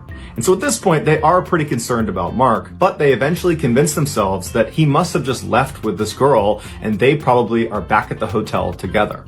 And so after a little while, the trio decides, let's just go back to the hotel. We're bound to find Mark. And so they drive all the way back to South Padre Island. They get to their hotel room and Mark's not there. But again, they tell themselves he's not here because he's probably with this girl in another room. And so they don't worry about him. They go to bed. But the next morning, when Mark still had not come back to the hotel room, they decide, you know what, something's wrong here. We have to tell police. And so they file a missing person report, but the police get so many of these about spring breakers who go missing in Matamoros that they don't really take them seriously at first, because typically the missing person will just show up 24 hours later with a horrible hangover and no memory of how they got back from Matamoros. And so the police were expecting this to happen with Mark, but after 24 hours, when Mark didn't show up with a bad hangover, they were convinced that something had happened to him. And American and Mexican police suspected foul play because Matamoros and the surrounding areas are not exactly safe for tourists, but they didn't have any leads, and so Mark's case languished. 3 weeks later, a drug smuggler drove through a police checkpoint without stopping just outside of Matamoros. And so the police pursued him, and this guy ultimately stopped at this secluded ranch up in the mountains. After the police arrested the smuggler, they noticed a ranch worker was standing nearby, and on a whim, they showed him a picture of Mark and said, hey, have you seen this guy? And the worker, despite being scared and not really sure what to do, he said to police, yeah, I have seen him here. The smuggler and his friends, they brought him here in handcuffs. And then the worker turned around and pointed up the mountain towards the shack that was about 400 yards up the mountain, and he said, that's where they took him. And so authorities began walking up the hillside towards the shack, and when they got about 100 yards away, they saw this big metal cauldron sitting on the front stoop of the shack. And then when they got about 50 yards away, they were hit with this horrible smell of death and decay. And then when they got right up in front of the shack and could see inside of this cauldron and inside of the shack itself, what they saw was so gruesome and horrible that even the most senior and grizzled responding officers were totally shaken up by it. Under intense questioning, the drug smuggler that had originally led police up to the secluded ranch and the shack admitted that he was a part of a gang and that his gang had taken Mark. 3 weeks earlier, while Bill was urinating in that alleyway, Mark spoke to that girl he wanted to see, and then she went off, and then Mark was left standing alone waiting for Bill to come back. And while he was waiting, a man on the street parked in a red truck yelled out to him to come over. He needed help or something. He lured him to the truck. And so Mark went over to the truck, and then right when he asked the man, what do you need? 2 men, one of which included this drug smuggler, jumped out from behind a building and tried to grab Mark and put him inside of this red truck. Mark was a very fit, big, athletic guy, and so he was able to fight the 2 men off and then took off running down the road. But he only made it about 2 blocks when another car full of gangsters showed up, cut him off, and then at gunpoint got him to come into the second vehicle. And so once he was restrained inside of this vehicle, they drove him out of the town of Matamoros onto some backcountry roads up into the mountains to this secluded ranch where they left him overnight in the car. The next morning, the gang members came back out and they wrapped duct tape around Mark's mouth and his whole face and his eyes. They just left a little slit around his nostrils so he could breathe, and then they pulled him out of the vehicle with his hands tied behind his back, and they walked him up the hill to that shack. This gang that had abducted Mark, that this drug smuggler was a part of, was more like a cult. And this cult was led by a man named Constanzo, who practiced a form of black magic called Palo. Constanzo would perform Palo rituals, which he claimed to his followers would make he and all of them invincible. These rituals, which took place in the shack up in the mountains, involved human sacrifice. Constanzo would tell his followers that these people who were going to be sacrificed, they didn't just need to die, they needed to die screaming. Because Constanzo believed the more agony he inflicted on his victims before they ultimately died and were sacrificed to the gods, the more power the gods would grant to he and his followers. And so the people who got kidnapped and marched up to that shack to be sacrificed were subjected to unspeakable atrocities. And Mark had been selected to be the next ritual sacrifice. After Mark was led out of the vehicle with his face all taped up, he was walked up to that shack where he spent several horrifying hours with Constanzo and his cronies, and then at some point Mark was killed when a machete was brought down on the back of his neck. Afterwards, Mark's brain was removed and placed into their sacred cauldron and boiled, and then Mark's legs were removed, and then a long wire was inserted into Mark's torso and fished around inside of him until they hooked it onto his spinal column, and then they buried his torso and his legs, and they left that wire protruding from his body up out of the dirt. There was basically a lead poking out of the ground, and the reason they did that was because later on they could just pull on that wire and pull up Mark's bones and use his bones to make jewelry. Mark's body was one of 15 discovered in and around this shack. The total number of people that Constanzo and his cult ritualistically murdered is at least 16, but believed to be closer to 26. However, the police were not able to get the official number from Constanzo because Constanzo had his followers shoot and kill him before the police could get to him. 5 other cult members were ultimately convicted for their roles in the cult's murders, and they were each given a sentence of over 60 years in prison. Carlos Camejo woke up freezing cold and totally confused. It was September 6th, 2007, and all Carlos could remember was being on his motorcycle with the hot sun bearing down on him as he wound his way on his bike through the streets of La Victoria, which is a city in Venezuela. Carlos tried to open his eyes, but he couldn't, and then when he tried to move his body, he couldn't do that either. And so he began to panic because he's paralyzed, but he told himself to calm down. If he couldn't move, at least he could think. He could try to process, what's going on here. There has to be an explanation for it. And so Carlos, in total darkness and immobile, began going through over and over again this whole motorcycle trip, which was his last memory. And he remembered that his friend had called him up and asked him to go out on this ride. Carlos used to go out all the time on his bike for fun with his friends and by himself, but now that he was 33 years old and married, he didn't have the time for it as much. But the weather had been so beautiful that when his friend had called and asked to go out, Carlos said, "Let's do it." And so Carlos began going over in his head the route that they had taken through La Victoria, and all he could remember was this long straightaway and then a right turn and then nothing. It was like after he made that turn, everything went blank.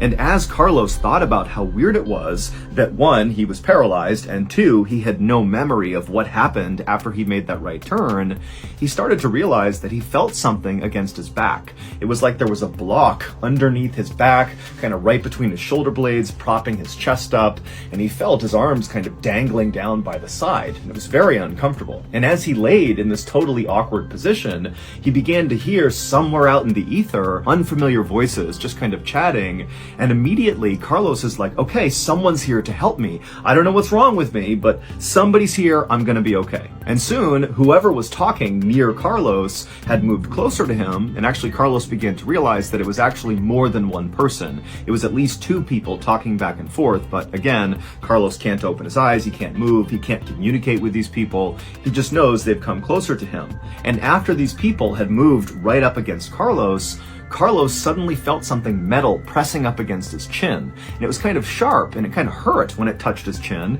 And Carlos wanted to scream out and tell them whatever they were doing to stop and at least tell him what was going on. But Carlos couldn't make a sound. And then Carlos began to hear this kind of mechanical whirring sound, like a machine starting up that was very close to where he was. And suddenly Carlos began panicking, like, what's going on? What are they doing to me? And as Carlos's heart rate is starting to speed up, one of the people who had moved near Carlos suddenly said, oh my God, that's impossible. This can't be. And then again, Carlos felt more pain in his chin. And then the pain got dramatically worse. It went from just kind of like a poking feeling to something going into his chin, and he felt it moving underneath his skin like a knife cutting through him. And then whatever it was, it went out of his chin. And as this is happening, Carlos is trying so hard to just wake himself up and do something to tell these people to stop, but he just couldn't do it. And then again, he felt that sharp pain in his chin. Another round of something going into him, moving underneath his skin and then poking out again. And the pain became so blinding that suddenly Carlos was able to kind of break through this paralysis and his eyes shot open. And for a second, all Carlos could see was like blinding lights. But then as things came into focus, he saw there were 2 people, the people who had been speaking, wearing these huge goggles and face masks, and one of them was holding a big needle with black thread attached to it, and that thread was coming from Carlos's chin. They had been running that needle through his face, stitching his chin for some reason, but with no anesthetic. And so as Carlos is staring up at these people in goggles, the people in goggles are looking down at Carlos, and they're totally horrified, and they just kind of begin backing up, not really sure what to make of this. And then Carlos, again, kind of breaking through this weird paralysis he was under, he was able to lift his head up and look down at his body. And he saw, to his horror, that he was totally nude. He was laying on a metal table, and there was this Y drawn on his chest, starting at his collarbones, coming down right underneath his throat, and then straight down across his chest. And then after Carlos saw this Y on his naked body, he looked over at a tray that was right next to this metal table near these 2 guys in goggles who were now kind of backing up, and he saw there was a whirring instrument on this table, and it was a circular blade, a saw. That was the sound he heard, and that's when Carlos figured it out. Earlier that day, when Carlos had been out riding his motorcycle with his friend, he had gone down that long straightaway in La Victoria, he had made a right turn, and parked illegally right after this turn was this big truck. Carlos didn't see it, and at full speed, he impacted the truck, he was thrown from his bike, smashed into the ground, horrific injuries, and when paramedics showed up, they pronounced him dead on the scene. And so he was moved from the scene of the accident to the morgue. And at the morgue, Carlos was stripped naked and put on this metal table, and they placed a block underneath his shoulders, kind of propping his chest up, and they drew a Y down the center of his chest for his autopsy. The 2 doctors that Carlos ultimately saw chatting and performing this autopsy were going to follow that Y on his body with the circular saw. That's how they cut you open during an autopsy. autopsy. But right before they were about to do that, the doctors noticed that Carlos was actively bleeding from his chin. And since he was supposed to be dead, that didn't make any sense. And so that was why one of the doctors had said, "Oh my goodness, this can't be." And so not really sure what to make of it, they had just grabbed a needle and begun stitching his face together to stop the blood from going down his chest. And then Carlos opened his eyes and it dawned on the two doctors that, oh, he's alive. That's why he's still bleeding. We should definitely take care of him now. But amazingly, after Carlos came back from the dead, he was simply moved into the hallway and left on this metal table, and the doctors who were going to perform his autopsy just left the paper that said he needed an autopsy in his pocket, just kind of showing that, hey, we were just following orders. Somebody told us to give you an autopsy. This is not our fault. And that's where Carlos stayed until his wife showed up and found him in the hallway just laying there as if he was still just waiting for his autopsy. Carlos would suffer horrible injuries from the accident and serious emotional trauma from almost being cut open during this autopsy, but he would make a full recovery. On a Friday afternoon in late August of 2008, a homicide detective in Los Angeles, California, named Kevin Lloyd, grabbed a cup of coffee from the break room and then made his way to his office, and he sat down at his desk. Detective Lloyd had already had a very difficult week, but now he had all this paperwork on his desk that he basically had to go through right now. He had put it off for too long, it was the end of the week, and so today was the day. And so Detective Lloyd took one more sip of coffee and then began sifting through all the papers. Now, this paperwork that Detective Lloyd was charged with going through was really just a huge stack of biographical information about gang members in and around Los Angeles. Basically, any time a gang member got arrested for anything, could be super minor, their information was added to this big dossier of biographical information. And it was the job of the homicide detectives to periodically basically go through all of this information and just kind of make sure you're up to date with what gang members were doing in and around the city. And so this was highly monotonous work, but it was necessary. So Detective Lloyd continued to flip through all these pieces of paper, and as he did, he slammed his cup of coffee, doing his best not to fall asleep from boredom. But after about 30 minutes, Detective Lloyd turned the page, and suddenly something he saw immediately stood out to him. And for about 30 seconds, Detective Lloyd just stared at the paper, having no idea what to make of what he was seeing. And what he was seeing was basic biographical information of a small-time gang member named Anthony Garcia, who had recently been arrested for driving with a suspended license. Now, to this point, many other detectives had seen this document about Anthony Garcia, and they hadn't thought anything of it. But when Detective Lloyd looked at this page about Anthony Garcia, a photo of Anthony immediately stood out to the detective. But before Detective Lloyd was prepared to run to his boss and tell him about this huge discovery he had made, he thought, you know what, I need to do a little bit more digging because this could totally be wrong. So Detective Lloyd left the paperwork on the desk, he put his coffee down, and he walked his way out of the office and down to the room in the police department where they stored all of the files for all the unsolved murder cases. And so Detective Lloyd, he goes in there and he begins walking up and down the rows until finally he found the case that he was looking for.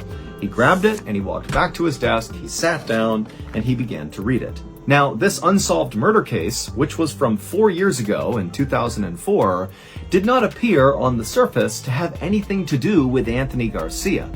But Detective Lloyd was reasonably sure that there were details in this unsolved murder case from 2004 that would prove his theory about Anthony Garcia. The file that Lloyd was reading described a murder that took place on January 23rd, 2004. That night, a 23-year-old man named John Juarez was standing in front of this liquor store called Mr. Ed's Liquors, which is located in a small neighborhood in Los Angeles. John was a devoted father to a 4-year-old girl, and he was also a devoted member of a gang. But on this particular evening, John was not doing anything criminal in front of this liquor store. He was just standing there near a street sign, kind of minding his own business. But at some point, two men walked up to John and asked him where he was from, but before John could even answer, one of these two men drew a gun and began firing shots into John, and one of those rounds struck him in the head and killed him. Now, after Lloyd had read through this file and the description of the murder several times and felt confident he had gotten all the information he could, he still wasn't sure if this was enough to prove his theory about Anthony Garcia, so he decided he would actually go to the liquor store where this murder happened and see it for himself. And so Detective Lloyd, he hopped in his car, he drove to Mr. Ed's Liquors, he parked in the parking lot, and he just looked around. He kind of scanned around the whole area. He took in the shape of the parking lot. He looked at the doors on the liquor store to kind of look at the size and the shape. He also saw the nearby street sign that John had been standing near when he was shot and killed. And so finally, after looking all around and feeling like he had seen all that he needed to see, Detective Lloyd felt more sure than ever that his theory about Anthony Garcia had to be correct. And so he drove his car back to the police station, he walked right into his boss's office, and he would tell him that they have been wrong about Anthony Garcia this whole time. He is not some small-time gang member, he is a big player, and he's not even trying to hide it. The photo that Lloyd saw of Anthony Garcia that really stood out to him when he was going through all that paperwork was the photo of Anthony when he was being booked into jail. And in this photo, Anthony is shirtless, and Anthony has this huge chest tattoo that you can clearly see in this photo. The tattoo shows a liquor store, and to the left of the liquor store is this military-style helicopter that's coming in and firing its gun towards the ground. And on the ground, in the line of fire from this helicopter, is what looks like this man who's got the body of a peanut. And so he's being killed by this helicopter. All the other people who saw this photo or who saw Anthony Garcia in person chalked up his tattoo to just some weird depiction of a helicopter killing a peanut guy, and they didn't think too much of it.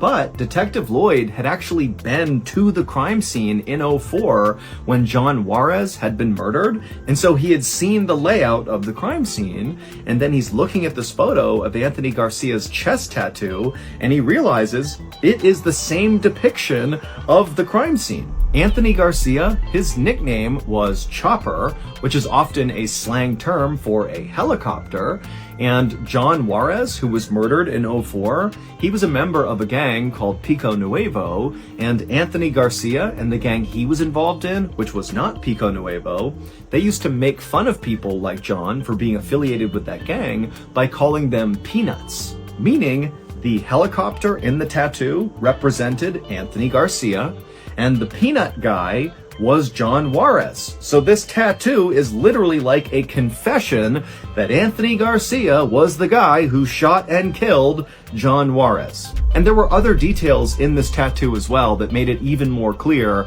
that this really was like a confession. I mean, just the angle of the peanut guy's body, so John Juarez's body in the tattoo, was the same angle as he was found in real life. And also the decorations on the liquor store in the tattoo lined up with the decorations that were on Mr. Ed's liquor store when John Juarez was murdered in 2004. So really, Anthony Garcia sealed his fate by tattooing that to his chest. Ultimately, Anthony's tattoo would be used to convict him of John Juarez's murder, and Anthony would be sentenced to 65 years to life in prison.